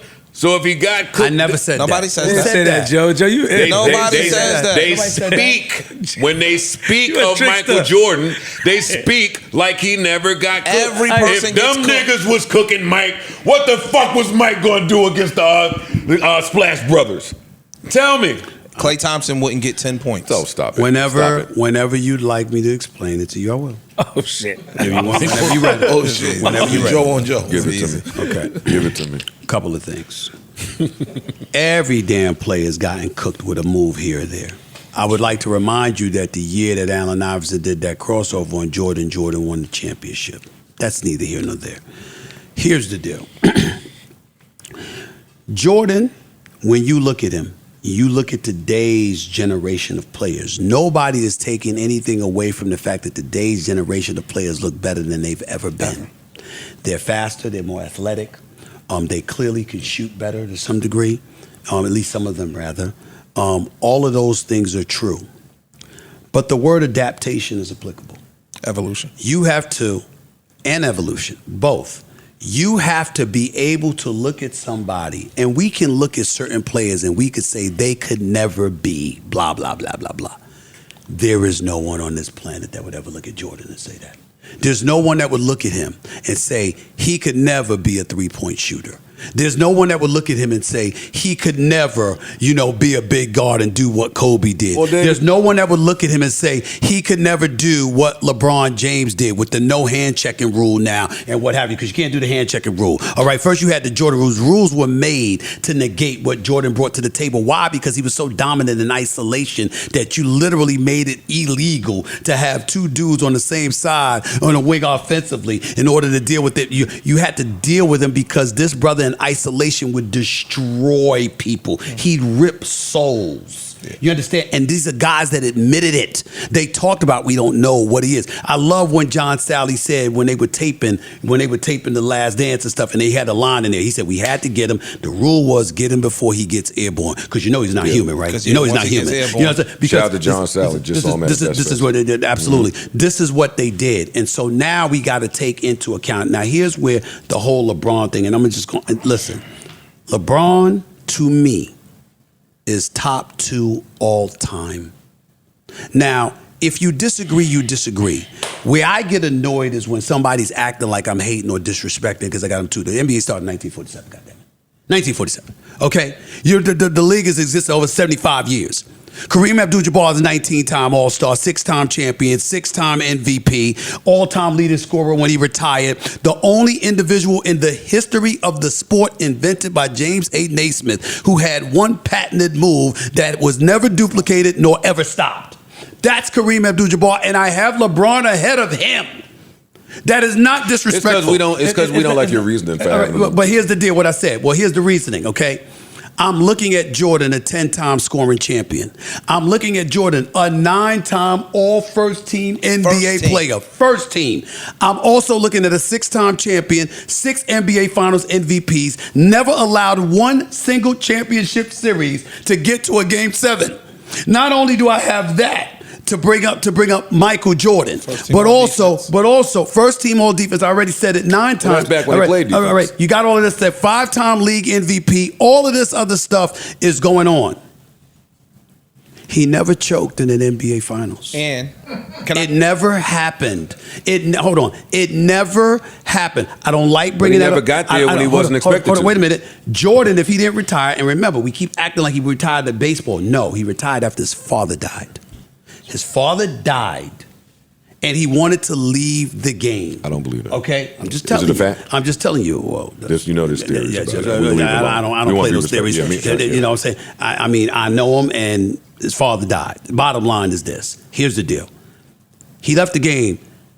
Olajuwon, Ori, Kenny Smith, Sam Cassell, Theo, Otis Thorpe, Sam Cassell. They beating Jordan and Pippen and them in the finals back to back. Jordan would have won 8 straight. He would have won 8 straight. Whoa, I don't know that. I believe. Okay, I don't know that. That's speculative. Robert Ory, when you asked them, Kenny Smith, he talked about when you asked them, they believed that they would have. Yeah. Okay, and I think, and Kenny Smith, in fairness to you, Kenny Smith did tell me that, and I told him he needed to get drug tested. But the point that I'm trying to make to you, and that's my brother right there, we're very tight. But my point to you is that that's the situation. And so what I'm saying to you is this. You might have a point, Joe, if Jordan won from 91 through 98, and then on the last 2 years, it was Houston. But there was a 2-season gap where he didn't win because the first retirement and the second he came back out of retirement with only 17 games left, and then Nick Anderson got the best of him when he was rusty, and then he destroyed him and get swept him the next year. I hate when y'all do that. Right? No, he just stripped the ball. Nick Anderson got him. I said Nick got the best of him. But the point is that you had that 2-year gap. That 2 years was Jordan's prime. True. Those 2 years that Houston won was Jordan prime. It wasn't at the tail end of his career. So if you could win 3 straight, miss it 2 years, and then come back and win 3 straight, why couldn't he win 2 straight in the middle? True. Now, if you said he can't win it on the back end, I get you. But why not in the middle when that was his prime? I don't know that they could have beat that Rockets team. As a Knicks fan, I watched that Rockets team closely. I just don't know. And in the middle. But Olajuwon was in his prime. He also potentially could have been exhausted for winning 8 straight championships. But listen, my thing is not about Mike. Mike is solidified. One more point. LeBron has gotten there in years where he was never supposed to get there. And I hear you talk about his finals losses often. But I think that matters. Number one, I don't blame him for losing the first one to San Antonio. That wasn't his fault. It's a miracle he got them to the finals. He made me get mad respect for that. And the last time they lost to San Antonio, I don't blame him for that because D Wade was hurt. And you needed D Wade, and D Wade's knees was shot. I don't blame LeBron for that. So those are 2 finals losses that I don't blame him for. I certainly don't blame him for 2 of the losses against Kevin Durant because Golden State was loaded, and my God, KD with Clay and Steph. Oh my Lord, have mercy. No, I don't blame him for that. But I will blame him for this. Oh, Dallas is on you, bro. Dallas is on you. That's number 1. That's a fact. Number 1. Number 2, excuse me, you know, I have to look at you when I know you're going against Kevin Durant, and I understand that. I really, really do. But you cannot be given a damn concession speech after Game 7 of the conference finals. You beat Boston. You're ecstatic. You've done it again, LeBron. You're going to another finals, LeBron. You know, congratulations, man, my guys, and we did it, and having the ball, smiling, ecstatic, blah, blah, blah. Now what's up next is KD and Steph and them away from you. Oh, I don't want to think about that. You know, I just want to enjoy this, and I don't need that stress in my life. I don't need that stress in my life, blah, blah, blah. Now, credit to him. That was that very next game, that first game, Game 1, is when he dropped 51 and JR forgot the clock. So we understand that. But what I'm saying to you is that when you look at what he has had available, I certainly don't blame him when all he had was Matthew Dellavedova because Kyrie and Kevin Love. I don't blame him for that either. So I understand it. But what I'm saying to you is that You can't get, and this is the biggest point, y'all. When I bring up the choke, 4 straight games, he was being guarded in the post by Jason Terry. I want you to think about that for a second. He was so scared. He was so scared. And I brought this up recently because I knew I was going to meet you. I was going to see you. And damn it, I would have brought the tape with me. The following year, now this is the first year he won the title when they beat Oklahoma City. Mm-hmm. Go back to that All-Star game. When they had lost to Dallas, he comes back for the next season. His second year in Miami. They had All-Star Weekend. It's an exhibition. You're having fun. The fans are there, whatever. The game is coming down to the wire. Kobe claps his hands. No, that's not it. Kobe claps his hands, spreads his arm. I'm guarding you. Here we are. And LeBron turns the ball over because he tries to make a corner pass to Carmelo. Forget the pass for a second. Melo, D-Wade, Kobe all descend upon LeBron. What's wrong with you? What you doing? Because it was evidence that he was psyched out. Because there was never any questions about his abilities. Mentally, he didn't have that confidence. And so his whole commitment was to doing it the right way because it was the only thing he was confident in. He wasn't confident in his free throw shooting. He wasn't confident in his perimeter shooting. He wasn't confident in having that killer instincts that people thought he had it because he dropped 25 straight against Detroit. Right. But it didn't stop there. He had other moments where it wasn't there. What I'm saying to y'all is this. That was never Jordan. He had a dog. Ever. Never Kobe. Ever. And that is what separates. If you want to tell me that LeBron eclipses Jordan, right, I would say to you, give me 2012 to now, you got an argument. We can have that discussion. I don't believe it, but we can have that discussion. But when you take into account those formative years, where you had to go and join D-Wade, when you had to have a press conference for the entire season, and you can't even sit by yourself to answer questions because D-Wade, your big brother, has to sit next to you because your confidence is that shot. He wasn't feeling safe. When you have that going on, there we go. When you have that going on, that was never Jordan. Ever. And that right there is the key to the difference between Jordan and LeBron. Jordan was Jordan. LeBron had to learn to become Jordan-esque. Kobe didn't have to learn it. Sure did. Jordan didn't have to learn it. The only reason why Kobe doesn't get the nod over Jordan is number one, he's number two at the same position that Jordan played. And number two, he had Shaq for the first 3 championships. Otherwise, we'd be talking about how Kobe should be ahead of LeBron. That is why I have LeBron number 2. I don't give a shit what anybody says. Right. It is a fact. Bruh, that is reality. Michael Jordan played 10 years, barring the 2 years that he got the serious injuries. Right? He played 2 years where he played like 17 games, 12 games, some shit like that. 1 year he only played 60 games. If you count up all the other years he played, he missed like 15 games, dog, and like 10, 82, 81, 80. He don't miss games. He played every night. And the rules were tougher. The game was considerably more physical. And all of those things were applicable to what transpired. That's my argument with and that's what it is. Crack your fucking muffin. No, it's my man right here. It's my man right here. You good. My last question to you, real quick, the greatest championship, NBA championship you've ever seen in your life was which one? Greatest NBA championship? Yeah, like the run. Like a lot of people say that LeBron coming back from 3-1 against Golden State was probably one of the greatest runs I've seen. You know, for me, I'm old school. Boston. That Ray Allen shot for me is Boston, big too. That Ray Allen shot was big, but when Boston beat LA in 7, when Magic turned the ball over like 3 times, Dennis Johnson stripped him twice, and they were calling them tragic. Yeah. That was one of the greatest final series I've ever seen. Got it. My last question, how many games do the Jets win after this Aaron Rodgers debacle? 6 to 7. Give them that. They got the 6th toughest schedule in the NBA, in the NFL, this season. But that's about it. You know? Ladies and gentlemen. Hold on, ladies and gentlemen. I don't get my girl Melissa to ask me no questions. She's been sitting here the whole time. She didn't say one word the whole interview. You only known me for 2 decades, for crying out loud. What's going on? Hold on. Yeah, why you just lean back? Like, come on. Because that's a whole... You've known Stephen A. so long. Come on. That's a whole other interview. Oh, wow. Well, I ain't gonna lie. The niggas be coming up here. They know you and you letting your shit hang. Salute, Melissa. I'm hating. I'm about to hate. Yeah, listen. But yeah, Steve, Melissa, they just stopped it. Steve, I tell you, what I will tell you. No, I'm about to hate. No, not like that. Not like that. But Melissa, you know what it is?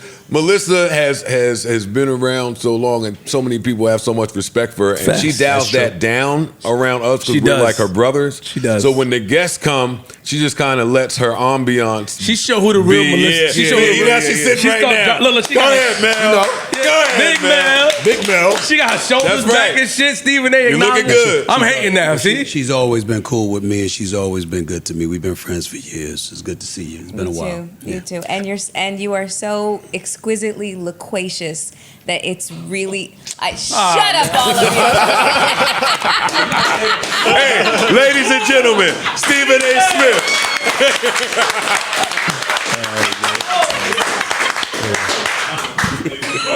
Thank you, Steve.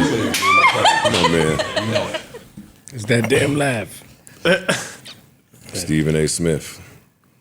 Legend. Mm-hmm. No, he's the man. No, he's the man. He's him. I was distracted because nigga just smelled like money. You see that suit? Yes. It was the shoes. It was all that shit. That was a nice little shoe. The weight loss. When niggas get a certain amount of money, they in shape. No, they start getting healthy. They in shape. Nigga get the treadmill on incline 17. Yeah. Nigga be having these shit like this. No bullshit. No, not only did he look good, I let him live. I mean, I let him live a little bit. He's too passionate. He's too passionate about sports. That's what it was. That's a good He starts sounding like Mad Dog. I like that. You can memorize the roster from the Sixers in '74, and you got it, dog. If you gonna say you got it, big dog. I'll be all technical with shit. Hey, I don't give a fuck about that part. I just said I thought this. Hey, nigga, you invested. I see why you got the money. Yeah. Hey, you know your shit too? Oh yeah, you got it. I meant to ask him about the ESPN Deportes clip, but I ain't want to. He was spitting too much knowledge. I ain't want to be silly in the moment. Nah, that was a real good thing talking about the business. Mm-hmm. Yeah. That Pat McAfee shit, he cleared up a bunch of that shit because a lot of niggas, even us, be talking from outside the lines and don't know what we be talking about sometimes, and he just clarified that shit like quick. Yep. Yo, can I make a request to y'all? Live on air, y'all never heard it before. Hey, you YouTubers, get ready to clip it up. Go to their faces. They like when I just pop up with, can I make a request? I know that me, myself, Flip, Ish, Ice, and Parks, like we kind of have it understood, like to stop dogpiling on Mel, but I want to bring that back. I know we had like a little rough month last month. But the second we stop dogpiling, yo, she get crazy. Can we bring dogpiling back, like just for a couple episodes? What would you like to dogpile? Mel, Tell me. Mel, we want. Nah, come on, man. Yeah, tell me. I figured it out. Mm-hmm. But if I can't do it by myself. No, it ain't getting me. Start it off. I figured it out. Mel just sometimes gotta remind niggas, hey, I'm her. And I've been her for a long time. I want to offer some pushback to that. Go ahead. To which part? Her being her? Mm-hmm. Oh shit! Salute.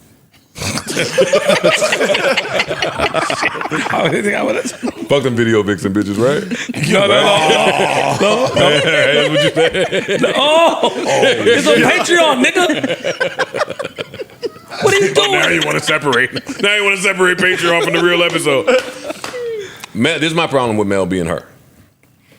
And I have no problem with her being her. But if you her, just be her. Be braggadocious about it? No, but just be her. Like, I believe that you are her. So why not just be her at all times? You dumb it down a lot. You dumb it down a lot. And you do it on purpose. And then, like you said, now you be so shocked when we be cracking on you. It's like, oh my God, is it like having brothers? It's like, yeah, this is what it's like being around like niggas that ain't trying to. So you become, but when the guests come, you turn into, it's like, Jim, truly outrageous, truly outrageous. Whoa, Jim. Like you turn into Jim. I would. And why do you, and as your brothers, we don't like seeing that transformation in real time when you kick your little thigh up, when the hair goes back, shoulders go up. Yeah, when you start sitting away, you were sitting away. And you're like, oh, we've known each other, yeah. Why do you always do it? We don't want to hear that shit. I legit did not do. I didn't do anything. Bring today. back Dogpiling. Bring back Dogpiling. I was sitting right there. I Dogpiling. didn't say shit. I didn't do nothing. You didn't have to say nothing because in your mind you already knew what it was. And then when he brought it to you, like, hey, I'm really here so Melissa Ford can ask me a question. And you still muted. Oh, no. No. I was fly. Yeah, that was ill. Another time you showed like you. You're going to stop misusing this platform when guests come up here. No, see, now look, we have talked a lot about Stephen A. Smith coming up to this platform a lot. We discuss him on this platform a lot. So when we finally get him here, my instinct. No, we've been saying this about people that are not Stephen A. Well, I'm talking about him. I'm talking about him. I was just like, let's give him a wide berth because he does not have. Yo, he's going. Them words, man. Them words ain't gonna work. Enough of your vocabulary, man. We back on Dogpiling. Yeah, you back. Yeah. And I'm joining back in. around regular niggas listen, now. I was just giving him the entire runway. That's it. Just give. No, that's what we know. Give him the runway. No, that's what we saying. We know. And then he stopped the whole shit before he left to acknowledge you. And then you got the solo pictures. You ain't hitting that one. Salute. Shit. Mel, you my nigga, yo. That's what you got? You're welcome. That's what I got. Bring back Dogpiling. Bring back Dogpiling. Bring back Dogpiling. I'm barking. We on your ass. Yeah. Let me ask you this. Lastly. Okay. I'm a sucker. As men that view you as our sister, how do you think we should respond when we're with our sister, not you, but like a sister, and like niggas is looking at our sister like she's a snack. Like she's Coretta Scott. No, wait. Like it's time to read some lines. Patronies, y'all got a good one coming on Friday. I know y'all don't believe me no more, but it's fine. It's fine. Exactly how y'all act. That's exactly how you should. Then that's wrong. Because I want to be way more immature than I am when I see it happening. Okay, well, let's put it to the test. Well, we can act as immature as we want? Yeah. Next time? Yeah. No, with Stephen A. I got to act mature. But the next guest you do that shit around, I'm dogpiling. All right, well. I can't even do it by myself, but. No. She gave the green light. So I don't want to hear nothing from y'all. Don't come in here with that woman in distress. Yeah, I don't want to hear it. Weaponizing your fan base. Don't start tweeting bad about liking tweets. We a dog. Bring back Dogpiling. Bring back Dogpiling. I was gonna say, could you bark with your chest? Yeah, Come on. There we go. There we go. She coming at me. I'm not. And you shitted on me on Patreon I too. didn't Yo, this is not that bullshit black and white that I did for you off the strength. Yeah, I'm gonna shit on you, nigga. What, she said that? I did not say that. And she called me the F word. I did not say that. I said that I was the first one that did Why black you and white. salute? Yeah. Why you had to, nigga? When you do something for somebody, you don't throw it in their face. I appreciate you. I don't remember what the context was, but Doesn't it was matter. You applicable. still said it. It was you should applicable call at the your time. accountability partner. Oh, thank you. Yeah. Bring back Dogpiling. I might Bring do that. back Dogpiling. Bring back Dogpiling. Dogpiling is back, man. No sleeping for me. He goes straight to exiting. Don't make it about me. Go. I'm good. No, come on. Break the fifth wall. No, I love you. You have built many of these niggas' businesses, so keep building it. They getting money now. I'm not doing that anymore. No, it's too late. They getting money. I'm not doing. We had a now I'm conversation. hearing the other critiquers fucking highlighting. Yo, I seen such and such shit, and he really put me. Go ahead, get your shit off. Nah. Build some more niggas up. Mm-mm. We had a conversation about not building niggas up, and I agree. Pod Wars. I like the fucking silence out there. I had to be mature with our guest coming, but now that he's gone and I can get back to me, that nigga smelled like all the money, man.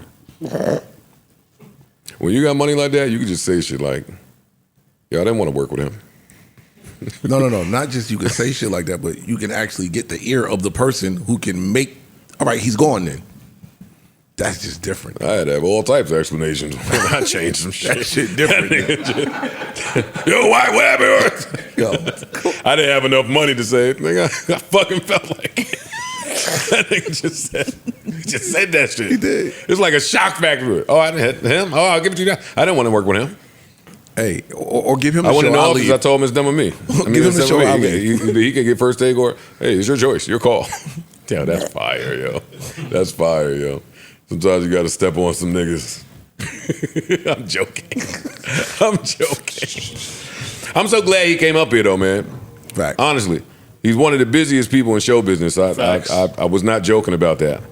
I'm glad he shared some of that shit he's shared about the business and what he made and just his journey. Shout out to Stephen A, man. And that Stephen A still makes those runs. Yeah. To come see us, to go sit at another podcast, go sit at another podcast. Like, he ain't just at the top chilling at the top. Like, he's loaning his likeness. Yeah, he's trying to. He loans his build likeness. niggas up. Yeah. You hear that out there, you bitch ass niggas? Sometimes your likeness is help. What else?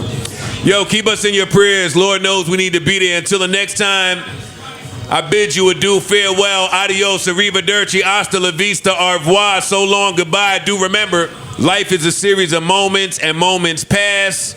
So let's make this one last as if it's all we have. Rapper hands-ish, get your rapper hands off. I never seen you do that. But do it for Kanye, too. Let me see. Yeah, do the rapper hands for Kanye. I like Kanye verse on this. He smoked him on this album. Ice, let me see the rapper hands. All up and down. All up and down this album. What? Stop it.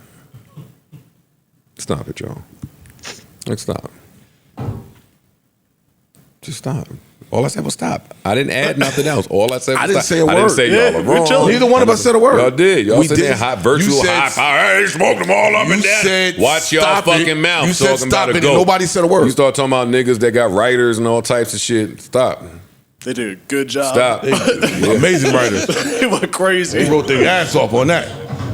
Last but certainly not least, the baddies are insecure, the stagnant women want to travel, and the closed-minded women want you to teach them things. Grab you a Tylenol, you might need it. Hold it down out there, enjoy your week. Hopefully you enjoyed this podcast as much as we enjoyed delivering it to you. Also, before we go, I do want to say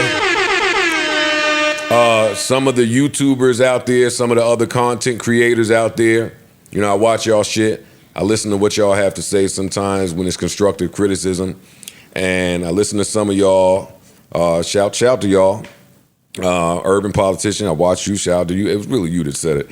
But you was right. I'm going to be more cognizant of the hoochie daddies that I wear and how I cock my leg up like this. Because some of y'all do be watching us on the big screen. It bothers me when I watch the playback from my phone. So I'm sorry, y'all. I do be a little too comfortable up here with my toes out, and we worked hard to get it this way, but y'all are absolutely right. And as a grown adult 43-year-old man, y'all should never see that much of my back thigh as I'm seated. Y'all are absolutely correct. I'm wrong. Accountability, man. I'm with it. I could not be more wrong in doing that. I had to catch myself. Stephen A. said, like a bird. I'm such a bird. I'm pulling my short down like this, covering my thigh. You can't wear them. I'm sorry, y'all. I'm sorry. So y'all are correct, and I watch it. I think y'all are wrong about me having my toes out. I'm gonna keep having my toes out. Like, that's my thing. Oh, wait, before That's my we thing. go, Oh, you got more shit? No. We just gotta we gotta shout out, salute Zaire, bro. Yo, he went crazy. We can't have a pod after first week of football and not shout him out for that. That's a fact. He went nuts. He had 18 tackles. Yeah. Yes. But just watching the game, like You can see the impact. I knew he was nice, but after watching it, like I was focused on him a lot of the game, which you don't usually focus on. On the middle linebacker, like that's not usually. You was focused on? You was watching him? Yeah, I was watching my guy.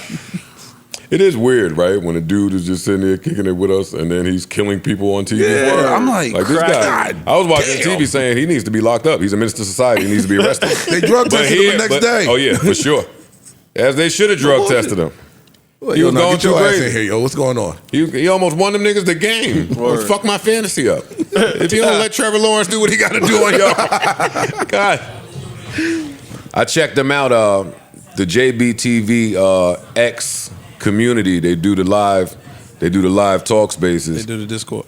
I crept up in there thinking I could be incognito and just listen to people critique us, but I forgot that it's Twitter, it's X, so like my picture mad there, it's bright, it's me. They're like, oh shit, Joe Budden. You wanna come up? You wanna come up here and talk? No, nigga, don't try to get me in trouble with Amp.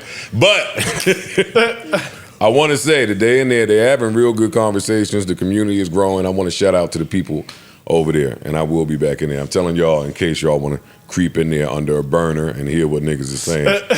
They love us, they support us, but every now and then they do kick our back in. I like listening to that though.